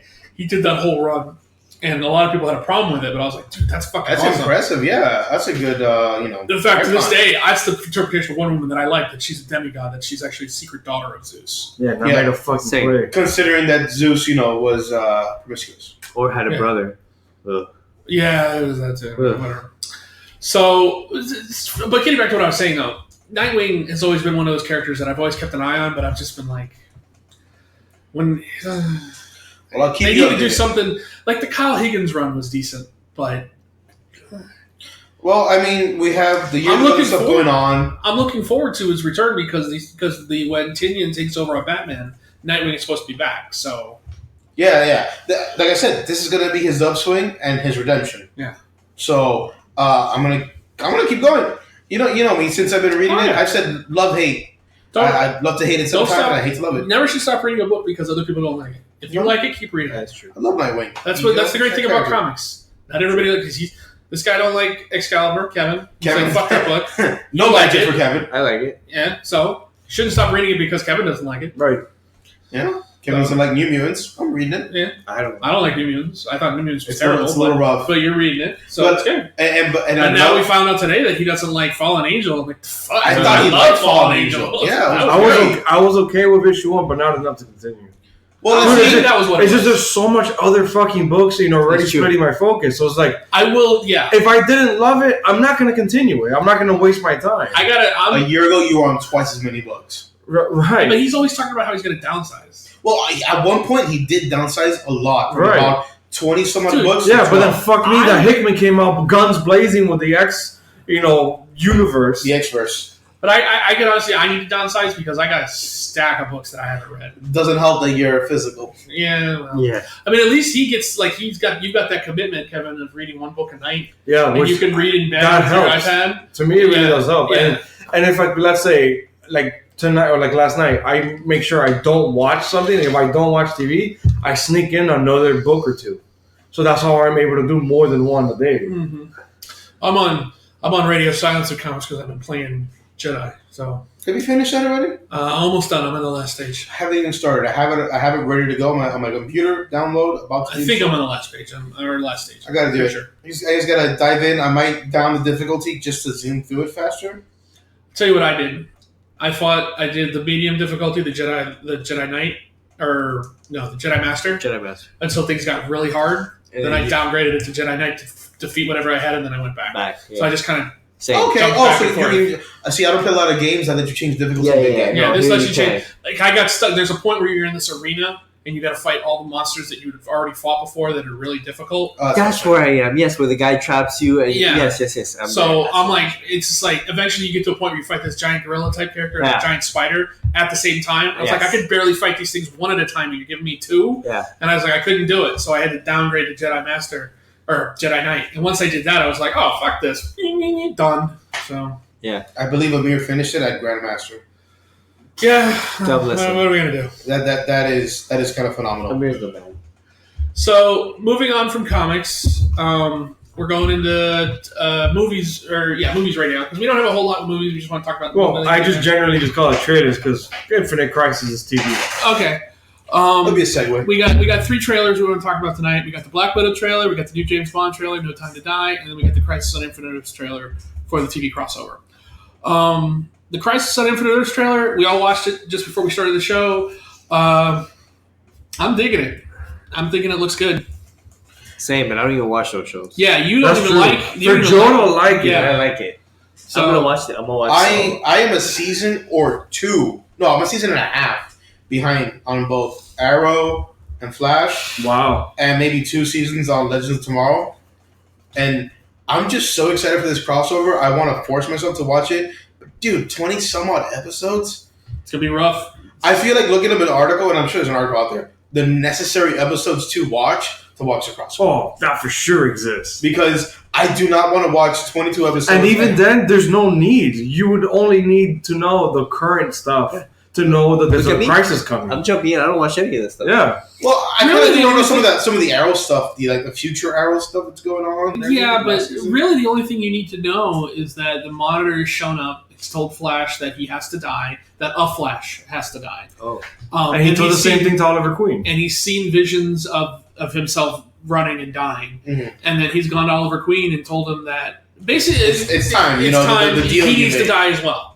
The deal he made with the Monitor during the last crossover. Mm-hmm. Crisis on Earth X. No, the one after that. Elseworlds, yes. The deal he made with the Monitor so they could live is now coming to call because that's the whole point of this season of Arrow is he's going from world to world doing what the Monitor needs done so that shore everything up. And every time he leaves one of those worlds, like the first Earth he went to, the Earth died. Earth 2 died, and Black Canary was really fucking mad because that was her world. Yeah. So why is Oliver Queen wearing his OG original outfit? Because the whole thing, the first episode started with all because it basically tried to make you think that they were starting from the beginning, but it was trying to illustrate that this was the world of Earth 2. So he never came back from the Lian Yu. Not the. Yeah, he doesn't Earth come back 2 Arrow never came back. Right. Yeah. Ollie actually died in that one. Yeah.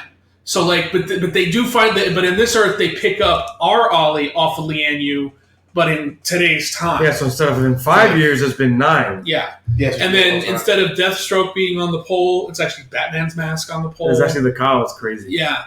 And but he comes back and everything's like it was, but things are a little different.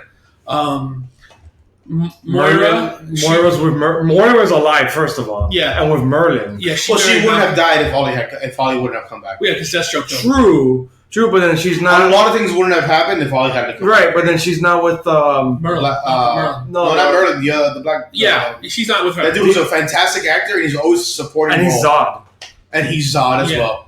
Great Zod. And then her sister died. Dia OD'd. OD'd, she's dead. Which makes sense because Ollie pulled her out of that. Oh, that's nice. So they actually took time to think about what would have been this different. world. And Tommy's alive. In this world, Tommy is the Dark Archer. He's not Malcolm. He would have taken his father's mantle. But his father never had it. Yeah, his dad. Became Dark. He never became the Dark because he married Moira. Oh, that's a nice little twist. Yeah. I'm okay with that. Hey, and I love the actor who plays Tommy. Yeah. I was a little upset with that. Great. He was great. When he died in that first season, I was like, dude, that's a waste. In this world, the Green Arrow is Diggle? No. The one who's Prometheus on Earth Prime. Oh! The one that killed who was going completely against him. Yeah. He's the Green Arrow. Because someone had to take But like a really serious version, so like season 1 Green Arrow. Season 1 murder everybody. Yeah. And Black Canary works with her. Yeah. Wow. Dude, from the beginning. That sounds like an awesome episode. So it's only one episode though. Because at the end of it, Earth 2 just gets destroyed. Yeah. That's right. But no, that sounds like a solid episode. No meandering love story plot. No, I have to admit this season of Arrow has been great. It's been really good. Especially if it leading to like an actual end game. Yeah. I know I said it, but it's actually this season of Flash. Cool. It's been. But Flash has been bad. Like I flat out, I'm saying it's bad. The only good thing that's come out of this season is the costume. The costume is great. What costume are we on? The Flash season. It's like the 5th one. But what is the chin strap finally? Like it's getting the closest to comic accurate. Yeah, the only thing they need is the yellow boots, and he's there. But he has a chin strap. Yep. Yeah, I'm okay with that. I love him with a chin strap and some yellow lines, but not a lot like in the comic. And he's actually got the good earpieces. Too. Yeah. Oh yeah. Man, I love the designers of the suit for Flash. They put a lot of work into getting it almost there, but not completely comic. It seemed like for a couple of seasons they put a lot of work into getting it completely wrong. Oh yes, I mean season 1 was just like it's a fire. I didn't even like it last season because they just last season was terrible. It was awful. Yeah, because that was supposed to be what it made his head look 10 times bigger than it actually was. It was really awkward looking, and it felt weird. So, but see, with the Crisis trailer, trying to bring it back into the Crisis trailer because we got a little far. So we got glimpses of Kevin Conroy's Batman. Looks awesome. Which is a Kingdom Come Bruce Wayne. In the full body.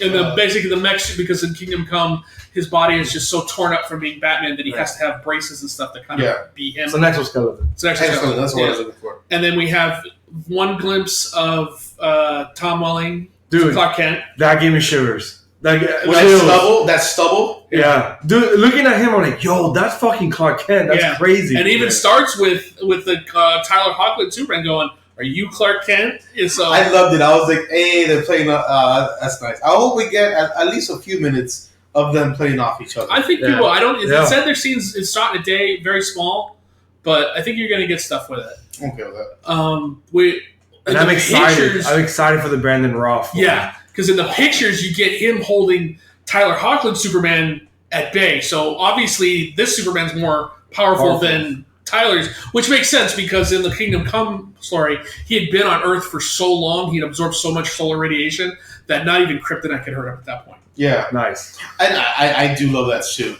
That black chest piece. Yeah.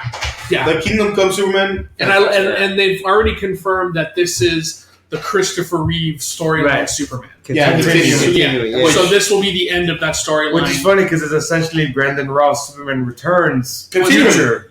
Yeah. Because he was continuing from Superman 1. Right. Which I love. Yeah. It fits beautifully. I mean, love or hate them, the writers of the CW DC shows actually put a lot of thought, not only into the crossovers, but into their episodes. Yes, they might have some meandering plots and annoying stupid stuff just to reach the stupid syndication rules to get to 100 episodes, so every season has to be 20 plus. Exactly. But, I mean, I feel like if they were on a streaming service and they could cut a lot of that fluff out, it'd be amazing. Yeah. Yeah. But I'm loving it. And as someone who hasn't, is all that caught up, or Joe, who's not even watching any of this stuff. I really like the Bruce and Kate recognizing each other. Yeah. That was cool. Even though I'm not even watching Batwoman. You're not missing it. Well, yeah, it's not good. I watched the first two.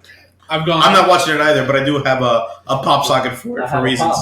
You have the pop for it, yeah. I've watched the first 3 episodes. I have the last 2, and I haven't brought myself to watch them. It's just not that engaging? I just don't care. I don't really care about anybody on the show. Yeah. Something that I did want to point out was Black Lightning and The Flash. This is the first time Black Lightning's coming into a crossover. He's finally being pulled into the full CW universe. Remember, this is supposed to take place. Supposedly, this is what's going to happen at the end of this. Is like the original Crisis. Everything's going to combine to one universe. Yeah. So we'll have you have to pull Batwoman. We'll have Black Lightning. We'll have that's why Flash all those and what's left of the Arrowverse. That's why you have all those people saying, Titans are going to be on, and all these other people. Oh, they're going to be on. They could, but I doubt. Like, I didn't think it's too much. Yeah, they did say that, and this is just kind of branching off. One of the DC shows was going to show off on CW. The next one, which is Stargirl. Stargirl, yeah. Stargirl is not going to be a DC Universe exclusive, but also it's going to be a CW show. Yeah, the only benefit on the DC Universe is you'll get it a day early. Yeah, which that kind of makes me feel bad for DC Universe, especially you, Kevin, who paid for the. I canceled it. Oh, you canceled it already? Because I did the year, and then the year ran out just before my wedding, and I canceled it. Yeah. That's good to know. I was going to go back in and watch Titans. Never mind. Oh, yeah. I guess I got to watch it on Flex. It's on there. And then we fixed the quality. And season 2 is in 4K. Oh, sweet. Very nice. We also have... I saw episode 1 with you. Just a couple things to mention from the trailer. I don't know if you guys noticed this. I read the original Crisis, so I don't know if you guys have. No. But you have Lila from Arrow, who's Diggle's wife. Yeah. She's playing the character of Harbinger, which was in the original comic. And then Tom Cavanaugh, who plays Harrison Wells. Wells, thank you. I was blanking on the name. Plays the Harrison Wells character in all the Flash. He's actually pulling on the role of Pariah from the original comic. I saw that outfit he was wearing. I was like, Mysterio? No, that outfit, he looks like Doom. He's playing... a little bit of both. He's playing Pariah, which Pariah is the character that shows up right before the Anti-Monitor shows up. Basically, when Pariah shows up in your universe is doomed.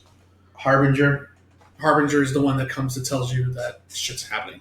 Oh, okay. So or maybe it's the other way around. I don't know. One of them shows up and it just means... I'm sorry, if you combine both roles, it's essentially Silver Surfer. Yeah.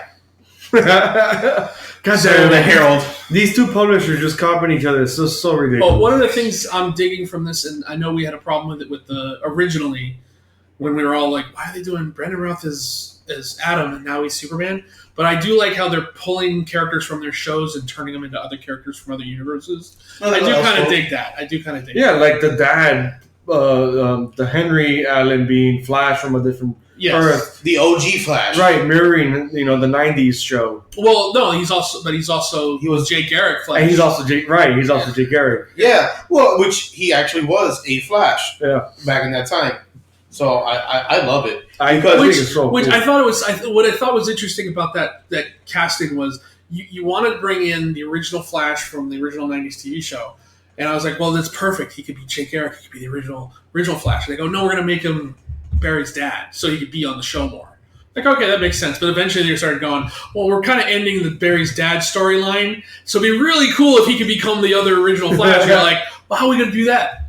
Multiverse. Got it. Yeah. It's super easy. Yeah.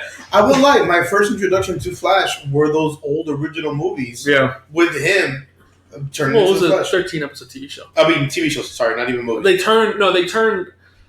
There was crossover episodes. There was episodes that there were crossovers. There was the Trickster one where it was the Mark Hamill as the Trickster, and he was on 2 episodes that they combined it and made it a movie that they released on video. It must have been it. I remember going to Blockbuster. Mm-hmm. Yeah, showing my age and renting and getting that, and my parents were like, "What is this?" Well, and I was like, "It looks great. I want to see this." Well, to be the pilot for that show is a 2-hour movie. I must have seen that pilot 40, 50 times.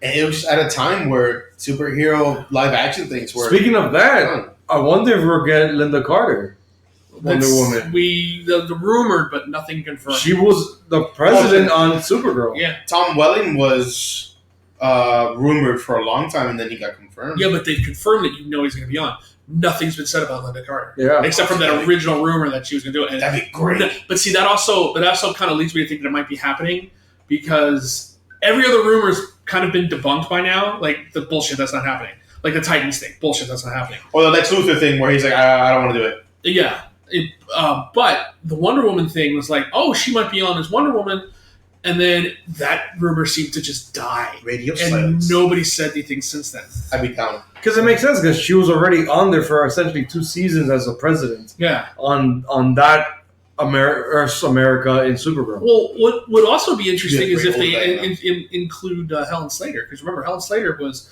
Supergirl's mom, and she was the original Supergirl. Right. Uh-huh. So it'd be interesting if they include her.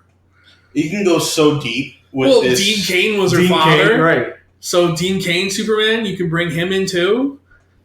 I have said that before when we've spoken about Infinite Crisis. I'm like, yo, Dean Cain, Superman. Yeah. Bring out the TV series OG. Bring him in here. Yeah, and then the other thing you got is Erica Durance is Lois from Smallville. Right. She's also took over the role of Supergirl's of her mom from Krypton. Oh, she did? Yeah, because the original lady left after the first season, and she took over the role. Oh, that's hilarious. That's because the original lady was just like, I think it was only a vision or like the showcase of her origin of her sending her into the pod. That's it. So you never saw her. She was the villain of the first season. Oh yes, I'm remembering the first season. Yeah, yes, that's right. I forgot. Damn, so she got replaced real quick. Yeah, because she took off with what was left of the Kryptonians from Argo City and actually formed another Argo City. That's why you see it in the trailer where you see it being destroyed. Mm-hmm. And it says Argo, and then Supergirl's like all distraught because they're destroying what's left of her family. Right, and that's where in the previous crossover where Kal-El and Lois went. and were able to procreate and had John. Well, she got pregnant. They went to Argo. Wait, so Lois is in the pregnant? Show? Pregnant? Yeah. Tyler Hoechlin character. Potentially John? John, yes. Well, that's what the whole Superman and Lois story, TV show is supposed to kind of revolve around. It's supposed to be Superman with a child. Could we get our first introduction into TV media? I already think John? this crossover is ending with the birth of John. Because the ending of the previous crossover was that revelation of she was pregnant. That'd be great. And John Kent, I would love that. And if they do a Jonathan Kent, it's not really that far behind. Damian. 100%. Because you can bring Damian in without having to do Batman like they love to do. Yeah. Batman is movies only, bro. I think it's only a matter of time before we get a Batman TV show. Not even. You get everything else but Batman. Here's the thing. It's only a matter of time before you get a Batman TV show. And when it happens, I think it's probably going to be the biggest blockbuster TV show in a long time. And they're going to go, why didn't we do this sooner? It's going to be HBO Max. No, I don't think it's going to be bad. But it will. Where else would WB put it? Honestly, I wouldn't put it anywhere else besides HBO. You got a point. But HBO Max, because that's exactly. DC you know heavy. What? Now that you said that makes a lot of sense to me because automatically you want to draw people to your new platform. You put your Batman TV show on it. Can you imagine that? How huge? And you know who? Well, I'm already betting who will be batting for it, and I already know all of you would agree. Damien Lindelof after this Watchmen season. Damon Lindelof. Yes, sorry.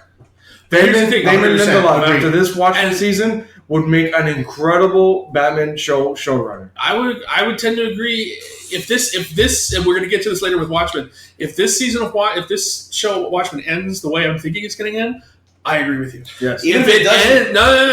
If it it's still amazing. I do agree with that. But if this show ends in Damon Lindelof style, I'm still going to have a problem with it. But it doesn't look like it. It looks like he's learned his lesson. And he's going to give you the things that he doesn't like giving you. Because that's Damon Lindelof's style. It makes sense because he's buddy with J.J. Abrams. J.J. Abrams right now is the production company Bat Robot is now roped up and contracted with WB. You realize that Batman is like a symbiote. He could be on the HBO Max streaming app and they could literally change the name to the Batman app. And it really wouldn't. It would probably make it better. Batman streaming app. Okay. Yeah. So this is where all the Warner Brothers shit is on the Batman app. Yeah, and if you change the logo, you just open it up. If you want a reason for why would there be a Batman show existing with a Batman movie, the movie will be The Batman, and then the show could be literally The Bat Family, and that explains why there's fucking 10 or 13 episode long seasons. And because every show is always an ensemble. Look at Watchmen, it's an ensemble. Look at all these DC shows that we're talking about right now, it's an ensemble. A Batman show ensemble, it's already built into the lore of Bat Family. It's perfect. And not just Bat Family, he extends out to so many people. It's perfect. It could already function off of the existing CW story archetype because you bring in your Oracle, who used to be Batgirl. I mean, that's fucking season right there.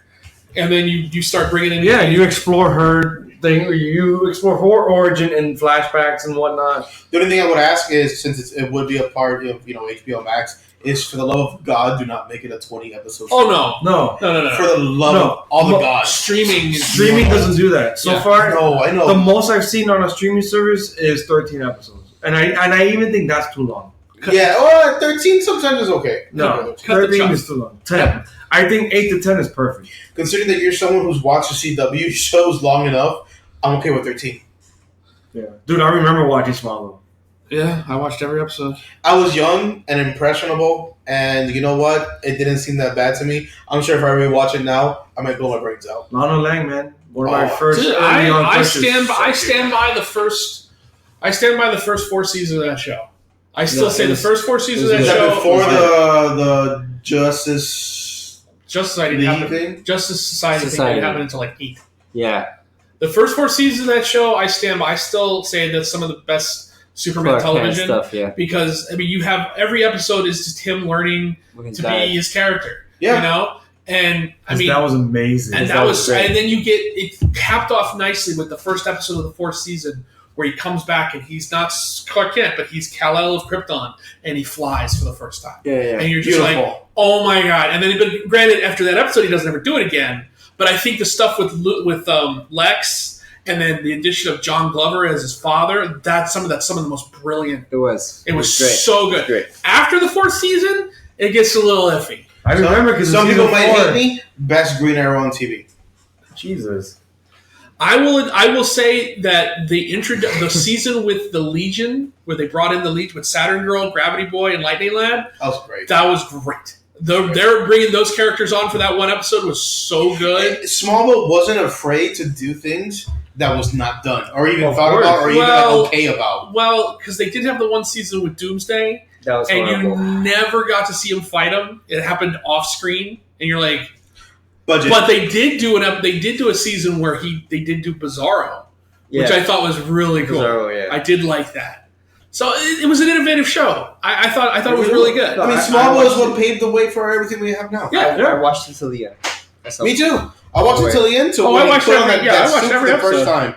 And when he put on that suit, I was like, "Oh, it's over." But he's worried. Yeah, but you had to be like, he's wearing. No, it was all CG. Yeah. Well, next trailer, so we can actually get to the reviews. Yeah, okay. Shit, how long were we on that one? We were on for a while. So Black Widow. What do we think? Oh, it's amazing. I wanted to leave that one last. I wanted to leave Bond last. Fine. So I can hate on it. Me too. Don't do that. Fine. Black Widow looks amazing. Yeah, Black Widow looks amazing. It's going to be spy thriller / Captain America Winter Soldier-esque. It does. It does look like Winter Soldier. Yeah, and Joe, what was your thing about the music? I didn't like the siren. That's it? Yes. It feels very Russian spy movie. To me, right. To me, it feels very Russian spy. It feels very like there's an urgency It's just the to music. it. It's just a little great. Hey, David Harbour doing a fucking bad Russian accent. Hell yeah. It's awesome. Awesome. It's awesome. All about it. Totally in.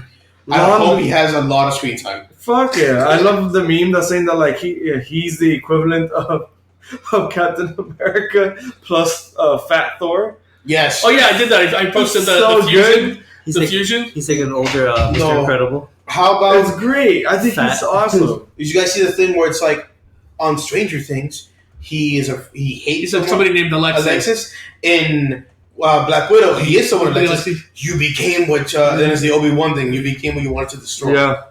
I was like, yes, 100% yes. He looks great. Rachel Weisz is still beautiful with God knows how old that woman is. It doesn't matter. It's still great. She's eternal. Florence Pugh giving me a Russian accent is not something I thought I needed in my life. There you go. And it's fucking amazing. Yeah, I'm digging the white costume. I really dig that. Yeah, I dig that white costume. I like that we're going to learn more, hopefully, about the Red Room. Me too. They did show a trailer. I caught that. Dude, I wish we could go movies. back to those older podcast days. I caught that when this thing was first announced. I was like, I bet it's going to be contemporary.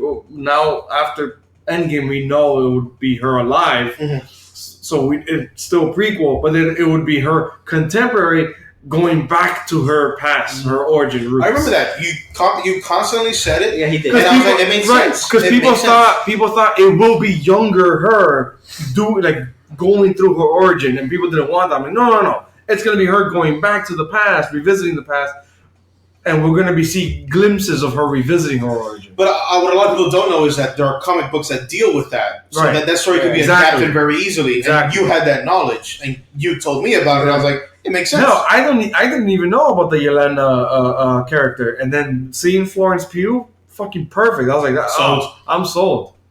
100%. And then David Harbour as the Red Guard is so fucking good. That's what I'm telling you. As much as I've been waiting for this movie because I like the Black Widow character, I like Scarlett Johansson. Seeing David Harbour as the fucking Red Guard, I'm just like, dude, you give me a Red Guardian movie. I'm already in. Just based off the one scene he's in, I'm already in. You should cosplay that. Deadass, you should really cosplay that, Justin. Yes, I 100%. Next SuperCon, let's do it, Justin. Okay. You buy the costume, I'll wear it. Damn, I don't know about that. Haven't happened. But no, the one George will be Little Talon. Man. No, but what I didn't like was the CG work for the skydiving scene in the trailer. Yeah. They'll clean it up. Yeah, they're cleaning up because they might or they might not. What was the date? What was the date for Black Widow next year? May. They got time to clean up that CG.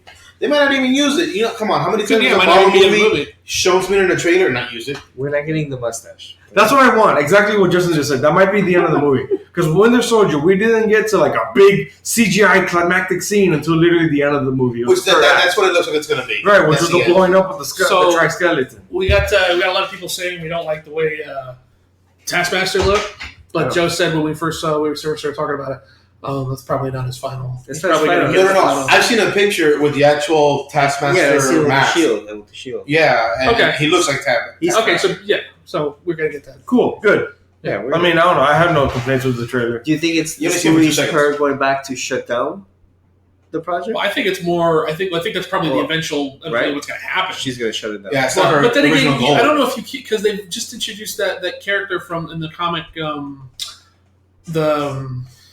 Red Widow. The Red Widow, and I think they're kind of staging that character to be something big.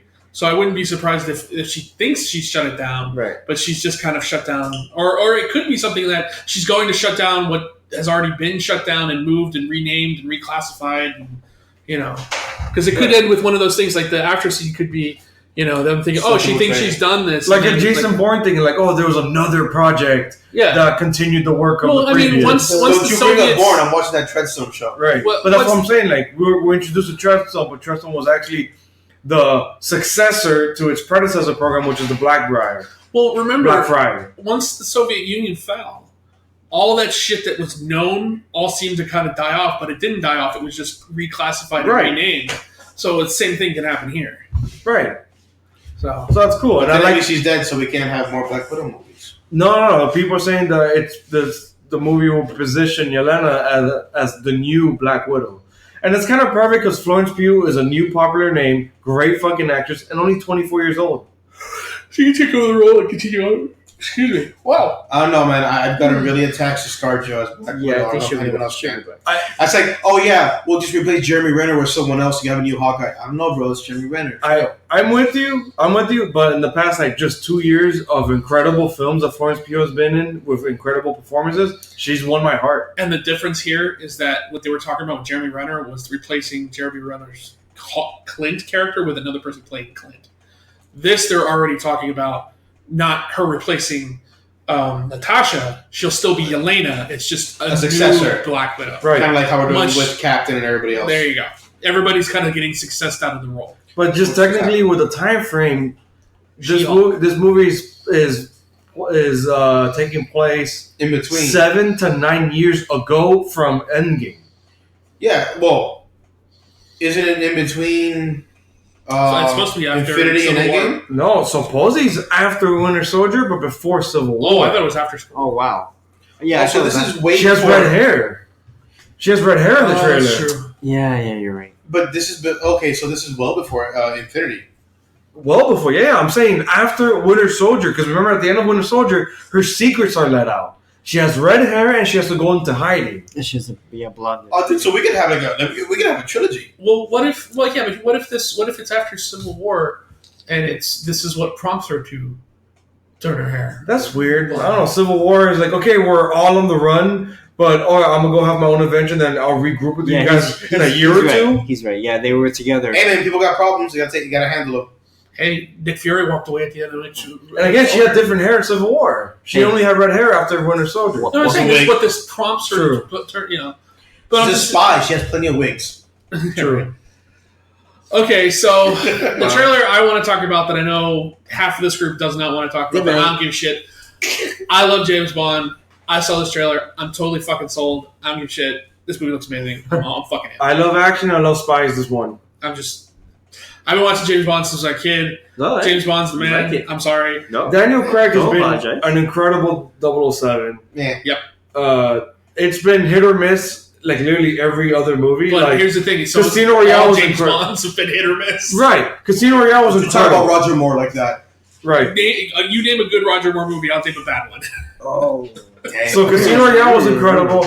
Quantum of Solace was 1/3 of a good movie, 2/3 of what the fuck did we just watch? Yes. That's the one that I stopped just because it killed me. Skyfall was phenomenal. Skyfall was amazing. So I gotta watch Skyfall. And then Spectre, I heard, is like half and half. Spectre is tough. I forgot Spectre's better if you know the history of Blofeld. Well, yeah, if you're coming from the Bond world and you know about Blofeld and everything like that, to me, for my watching, that makes the movie watchable because it's the reintroduction of Blofeld on top of it being played by Christoph Waltz. So, I mean, right there, it's already kind of worth my money. It's not, but coming off of Skyfall, which was such an amazing movie, it does not live up. I mean, Skyfall was so good. And it's sad because it was the same director, Sam Mendes. Yeah. You see, this one's Cary Fukunaga, I think is it? Yeah, the one that did the first season of True Detective. So I've got hopes for that.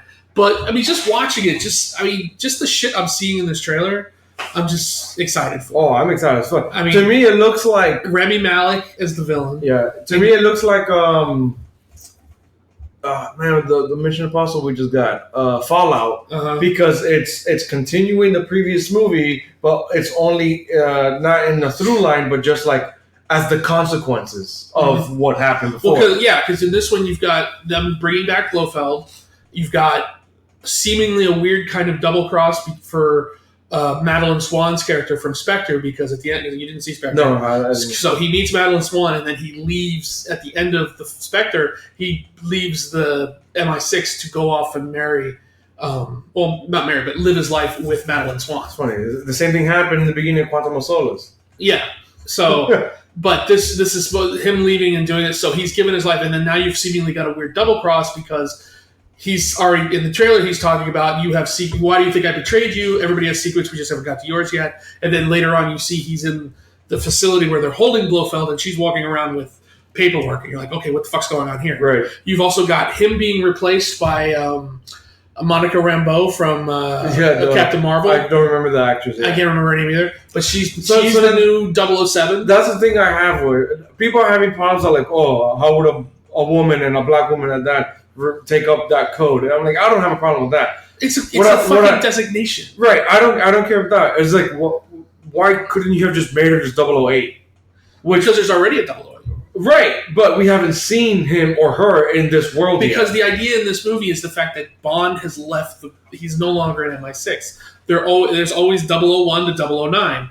Somebody has to take the 00 role of 007. Fine. They don't retire the number. It's always bugged me ever since that rumor from like God knows how long ago, like 5 or 6 years ago, that Idris Elba was going to come into I think during Skyfall or something. Yeah. That he was going to be 008. And that's supposedly a really important arc in 007 where in that lore where 008 is killed, he's a close friend of his, and then there's an investigation. And then it takes them on this crazy conspiracy. That's essentially the plot of License to Kill. So and that's what I would have liked to have seen, and let's say in this. But it seems like we're getting that, but remixed. Especially with Rami Malek as Dr. No. Well, his name in the movie is Safin. Oh. So I thought he'd be Dr. No. I thought he'd be Dr. No too, but I won't lie. Literally, he's the main reason why I'm attracted to this movie because he's a fantastic actor. Yeah. The action in the trailer looked cool. Some cool stunts in there. It's a Bond movie. You expect some crazy stunts, some nice action. But after Quantum of Solace, my heart was. Don't let that That's crazy. Watch Skyfall. Skyfall's incredible. I'll watch it for you guys, and if it brings me back in, I'll let you know. Dude, it's not just me. It's not just Justin and I raving Skyfall. Anyone loves Skyfall. I've never seen the movie, but I've seen everyone say it. If nothing else, Skyfall is good. I shouldn't say if nothing else. Skyfall is good no matter what, but it also ends the story arc for Judi Dench's M. It brings in Ralph Fiennes as M. So that right there is worth it too, because because it's not just at the end of the movie, Ralph Fiennes comes in and says, "Oh, I'm the new M." No, he's through the whole movie, and you see him take up the role. Right, and Moneypenny too. Well, Moneypenny was in it from the beginning. Right, but she becomes the Moneypenny we know in Skyfall. Yeah. I feel Quantum of Solace was in a full movie, or it was more than one movie. Quantum of Solace suffers from the writer's strike. Gotta remember that. Oh, that was writer's strike timing? Yeah. So let's wrap up soon. Oh. Okay. So, bringing it back, I think we're only gonna have time for one of these. What do you want to talk about more? Because we got 2 episodes for Mando? Want to talk Mando? I'm fine with Mando. I'm way more excited about Watchmen. We can do Watchmen and do a 3-episode deep Mando. Well, next episode. Okay, you good with that? Okay, so tune in next week for for our review of Mando, because Watchmen, there's way too much going on. So, episode 6, Watchmen. The black and white episode. The one with the memories, with the nostalgia. Damn it! I can't. That's right. You guys talked without me about the origin of Looking Glass. Yeah. I love that episode. That was a good one. Every episode's been great. But then the black and white episode, I thought the cinematography was fucking phenomenal. Fucking great. Whoever did the cinematography from that was fun, just amazing. The switches between Hooded Justice and Angela were great. So Damon Lindelof said on some podcast that they didn't edit it. They wanted to make it look like long takes as the camera panned in and out. So as they would pan in and out, literally those actors would switch positions. Mm-hmm. So they'd be ready in costume and like run into that same position. Smart. That's funny. That's really funny. You could tell it's between different. Hands down, the most shocking scene in that episode for me, where I stepped up, was like, whoa, was when the cops pulled up. I knew it. And we're like, hey, man, why don't you get a drink with us? He's like, nah, I'm good. And he's like, no, come on, have a drink with us. He's like, nah, I'm going to go home. And they pull off, and they're pulling the two black guys behind him on ropes, and they're just dragging him up the street. From the beginning of the series, which is the flashback to his father. Yeah. When Will was a kid, of the dragging of the black people in the streets. I'm like, oh my God. And I love how that's in color. Yeah. But then the rest of the supposed memory being experienced is still black and white. Yeah, they had a few sections there that were in color, and it's just like, okay. The way that was explained on some other show, they said that it was their version of depicting of how tragedy never leaves us. Constantly, it's in any memory, whether in past memory or current memory, you are constantly reminded of some kind of tragedy in any angle or any representation. What I did really dig to was the offset. How at the beginning of the episode you got what you thought was the origin of Hooded Justice, and then it turned out to be that TV show that they keep talking about. Mm-hmm. And then because he takes his hood off, he was a white guy. And then you got the real history, the real story of Hooded Justice. And it was just like, oh, he put the makeup on his face, because they even told him, it's like, if they think it's a black man under that mask, nobody's going to care. Right. Not only care, they're going to be scared. No, yeah. A black man under a mask is a criminal versus a white man is a vigilante. Right. And then you get the origin of the Cyclops. And the Minutemen. Which well, not the origin, but you get the Minutemen of when Hooded Justice joins. And I love how they dismiss his whole thing. He is literally just propaganda. Yeah. He's like, look, none of this would exist without you. And then he comes in and is like, I got this whole thing. It's like, yeah, but you're going to have to do that on your own. And they make up a story for what he's saying and everything. Something Moloch. All people. And Moloch's from the comic. Oh, he is? Yeah. Okay, so it's not tied into the comic, but it's still propaganda. The sequence that shocked the shit out of me is when they hung him. Because the camera is his perspective. Yeah. And I was like, yo, I cannot believe I'm watching this in 2019 right now. Yeah. Dude, it's HBO, man. If you jumping back real quick, did you see the Watchmen movie? Yes. Okay. He was in the movie too, Moloch. Oh, really? Mm-hmm. Yeah, that's interesting. Because he was the one they beat up in the streets. He's played by Matt Frewer. After we watch him, you gotta watch it again. Yeah. And you see comedian. He's a comedian in the back of the him with a cigar. In the Minuteman picture they're doing for the propaganda? Yeah. Oh. You know what? I didn't pause that scene, and I honestly told myself I should have, just to look at it. So comedian was in the background. Yeah. That's pretty cool. You mostly see his arm in the cigar. One of the other things I like, too, is like you got, in the earlier episode, you got the scene where Hooded Justice comes into the deli and kicks everybody's ass and slams his fucking head into the counter. American hero interpretation. Yeah. And then you got the real story in this one where he was thwarting the Cyclops in the back room, and then he comes out, and it's that one guy who he tried to arrest. It's still the shopkeeper that with the shotgun shoots him. Whatever. Fred? The guy's Fred. That character throughout that whole thing, that he was just such a constant. And that character actor is incredible. Yeah, he really fit the scene. I would have become a Hooded Justice if I had run into that fucking guy. He was an asshole. He was from Joker and Billions. Oh, that's right. He was the one guy that gave him the gun. That's right. Okay. Yeah. And I was just like, every time I saw him, I was like, wow, not only does he fit the time frame, the scene, the acting, the bravado, but he's a fucking jerk. Yeah, I like how later on he was just like, come on, I'll get you a steak. Come with me. Yeah. But I like that. It's literally like the actual origin is the literal inverse of the American hero story interpretation, because he doesn't go through the window into the scene. He comes out. Yeah. And then again, another inverse is he's not a white man; he's a black man. Mm-hmm. No, yeah, they really. I mean, they've been playing that American Hero show. I think almost every episode of Watchmen, and just giving you snippets of it and talking about it. And then now this whole episode, it's like, no. Here's what really happened. And what's cool is like even characters in the show are watching that movie. Mm-hmm. Like that was actually something I was going to correct you guys. I think Justin had said that like. That Tillman, the Looking Glass, was like watching like gay porn, and like no, that's the movie. The movie, yeah, because the movie's interpretation was that he was always a gay character and always with Captain Metropolis. I didn't put it together in this origin, right? In this origin, we get that like it was just like.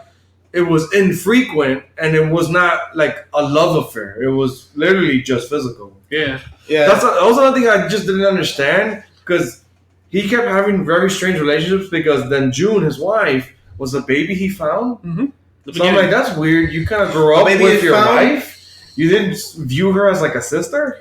That's Stockholm syndrome. No, not Stockholm. It's savior syndrome because when you save someone, they fall in love with you. And you fall in love for them for caring for them. Right, but then he turns out to be gay? But here's the thing, or bi? But here's how I would kind of look at that. You also got the guy living in a world where he's very, very isolated. Right. Because, I mean, remember, even in that police ceremony in the beginning where they're pinning the badges on everybody, he gets skipped over by the captain, and the black guy has to come in. Yeah. So the fact that he lives in this the city, in this world where he's very, very isolated, you kind of gravitate towards, who the people you know, and you don't really branch out to the people you don't know. They really make you feel the racism in the show. They really do. They lay it on so thick to the point where I was just like... It makes my skin crawl sometimes. Yeah, I was like... I'm white. I feel bad. That's literally just the whole feeling behind it. And I have to give props to the young Will Reeves actor. I can't remember his name. He's the kid from... he's the main character from Overlord. Which is incredible too. It's another period piece. The one I made you see at my house, George. Yeah, he's awesome. The actor is so good. Justin, if you've not seen Overlord, you have to see that. Okay. And I love how just the episode rolls over into the next episode so smoothly. Yeah, because he finally wakes up from the coma, but still having memory issues, and not only her great grandfather's memories. Her own memories. Mm-hmm. Right. And we finally get her backstory. Yeah, so then the next episode, episode 7. So now in episode 7, I like how Beyond, which we finally get to know what the hell she actually is. Because I was saying that she was a clone of Lady True. True, right, me too. But now we find out she's a clone of Lady True's mom. Yeah, which is even and creepier. She's feeding her the nostalgia, giving her back her memories in slow bits. Of Lady True's mother. Who's also named Beyond, right? Yeah. Oh, it's just like... But I like how remaking her mother. But I like how Beyond told Angela, like, you won't know where you end and where he begins. Mm-hmm. If you go out and, like, let's say, see him and whatnot. There was an elephant in the room. That was weird. It was it was metaphorical and literal. It was an elephant in the room. Yeah. I don't get what was going on with the elephant thing. Elephants have great memory, so they're using the elephant to clean her memory. I could buy that. But so it's pseudoscience. So the theory, there's of course online theory, and I love that. I can't wait to tell you guys that Beyond is the comedian's daughter. That's why her memories of the village burning and like bad people coming is Vietnam. And remember the scenes from the movie and in the Watchmen comics, the comedian rapes and kills a woman. Well, he rapes a lot of women in Vietnam. Yeah, that's what I'm saying. I mean, he's a serial rapist. Well, because the idea too is that there's the thing that Ozymandias is Lady True's father. Okay, because so comedian is Beyond's father, and then Ozymandias is Lady True's father. Well, because she says he's like you resurrected your parents. Where's your father? He'll be here. And she has a statue of Ozymandias of how he is now. Yeah, exactly. Some are saying that statue is Ozymandias. That all the stuff with Ozymandias on that planet is actually a flashback. That's actually not happening at the same time. Oh, yeah, because every episode we saw a year. Yeah. So the idea is that courtroom scene was bonkers. Yeah. Where they literally bring a pig in to judge him. Dude, he farts. Yeah. He farts like he can get over that. The whole guilty thing of and them all pointing and the different thems. And I was just like, Dude, what is going on? My brain was on something else. And I don't know why it didn't occur to me that the game warden was another clone of Mr. Phillips. Yeah. I don't know why. Yeah, just with the mask on. Yeah. So we have that, but see, the biggest reveal. It's so wild. The biggest reveal. And Mrs. Crookshanks was the prosecutor. I just with the white wig and everything. The way she presents the case, and I kind of liked how Damon Lindelof has learned of like not doing these exposition dumps. Of like it's kind of just reiterating what the audience already knows and recontextualizing it. Mm-hmm. Of like him admitting to killing innocents and not caring being on this planet, which I think we learned in this episode that it's Europa. Yeah. Right. So I'm like, okay, cool. Like it's so much shit that we kind of figured already knew, and then we're finally have learned or characters within the world are learning or expressing. So yeah, as fact. They're expressing as fact, yes. Yeah. So the big reveal of the episode is that, I mean, you get the flashback of Angela's life in Vietnam as a child. Parents are killed by a suicide bomber. That shit freaked me out. She wants to become a cop. She has Vietnam is the 51st state. Yep. Of America. That's what happens in the comic. Yeah. You have Sister Night video, which just explains her origin into Sister Night. You get a lot of stuff. You have and then this chick who can't catch a break at all, whose grandmother comes to pick her up, has a heart attack. Because it ends on like, okay, that's sweet. Now her parents are dead. She's gonna come back to Tulsa. I'm like, but it makes you think. I'm like, then how did she meet Cal in Vietnam? So I was like, huh. And then as soon as she dies, I'm like, oh man, dude, just can't catch a break. Yeah. But the big reveal of this one, though, and Lady True has been hearing all of the Dr. Manhattan prayers. Yeah, she's the one that has the boots. She's in charge of the boots. Yeah, crazy. And she's got a weird thing against Dr. Manhattan too. Oh, you also find out the 7th Cavalry's plan, because their plan is they want to capture Dr. Manhattan and become him. Well, their belief, which we learn in the ending, their belief is Manhattan is not on Mars. They're in Tulsa, and they're going to capture him and somehow disperse his powers to themselves. Supposedly that's what they're building when they got Laura all tied up, is they're building the same machine that created him. But in a larger cage version. Because they all want to be, yeah. But they need to kill him because if he's there, he could probably stop them. Well, because time doesn't exist for him. So, because that's like what the whole next episode's going to be, is because, okay, so the reveal of this episode is that, spoilers, Cal is Dr. Manhattan. One of the theories I said on the podcast. Yeah. And we all thought was bonkers. Yeah. He was the least looked at character. Exactly. That's why. It makes sense, because why would you hire Yaya, that actor, who's incredible, for such a small role? And he's going to be Dr. Manhattan, even though she fucking smacked his face in to grab the symbol out. In the flashback where she's a cop, and it's the Manhattan Day thing or whatever, where everyone's wearing blue paint, and he's speaking to her. Wait, that's on the next time on. That's not the episode. Yeah. Oh, that was in this episode? No, that's next episode. Oh shit! Yeah, you're jumping ahead. Oh, my bad. Because this one ends with her pulling the symbol. Yeah, this one ends with him pulling the symbol out of his head and going, "We got trouble." No, she's like, "Hey, baby," because you see the blue glow. Yeah, and she's like, "Hey, baby, we're in trouble." Because he plays it so well. He plays it like, "Look, I don't know what's going on. I don't know what you're talking about." She's like, "I think you do know. We both knew this day would come. This is why we lied about your accident." And that's the first time, as the audience, you're like, "Whoa, holy shit, what the fuck?" You can tell she was hiding something when she was questioning. Because Lady Truth told her, he's like, "I just told you Manhattan is in Tulsa, and you haven't asked me who." I love that. I was like, yo, that's a great way to get like the truth out of stuff. Because I'm really liking the Lady Truth character, because she's like, she's grown. Can we stop the bullshitting? When are we gonna stop this game? Mm-hmm. Oh, and that leads us back, and one last thing I want to touch on is you've got the whole thing where she bought the farm, and she's like, whatever that is, it's mine now. Could that be Dr. Manhattan coming back? Oh, no, because Cal was already there. Cal was in Vietnam. Cal was in Vietnam at least as of 2007. He was already human. Yeah, in human form. Yeah, I think it's Ozymandias. Oh, okay. That's what I was going to say. Okay. I think it's Ozymandias finally escaping. Better. I like that. I just don't know how he escapes if the end of the court thing is that he's found guilty. Maybe they exile him? They give him what he wants? You get me? He wants to leave. Why would they give him what he wants, which is exile? Maybe, I don't know. Maybe they tune in next episode. Maybe they take it personally and go, well, you've been killing us all this time. We don't even want you here anymore, so piss off. Maybe they try to kill him and then he doesn't die. Who knows? I don't know. What would be a punishment for Ozymandias? Take away his books or his ability to be free and do stuff and kill people. Dude loves killing people. Actually imprisoning him. Dude loves killing people for real. But here's the thing: he's the smartest man in the world, so he can figure a way out. Well, yeah, and being the smartest man in the world, he has no empathy. No, just like Lady True. Yeah, dude, we're almost done. There's only 2 episodes left. I know. I can't fucking believe that. I thought we'd already done 8 because I was looking and I thought 8 had already been on. I'm like, we only got 1 left. I was like, no, thank God, we got 2. 8 and 9. Yeah. Oh, and how the ending thing with Looking Glass, how the Seventh Cavalry arrives to his house. And it's a massacre. He killed them all. He killed 5 people, all with masks and 1 without. No. He took a mask.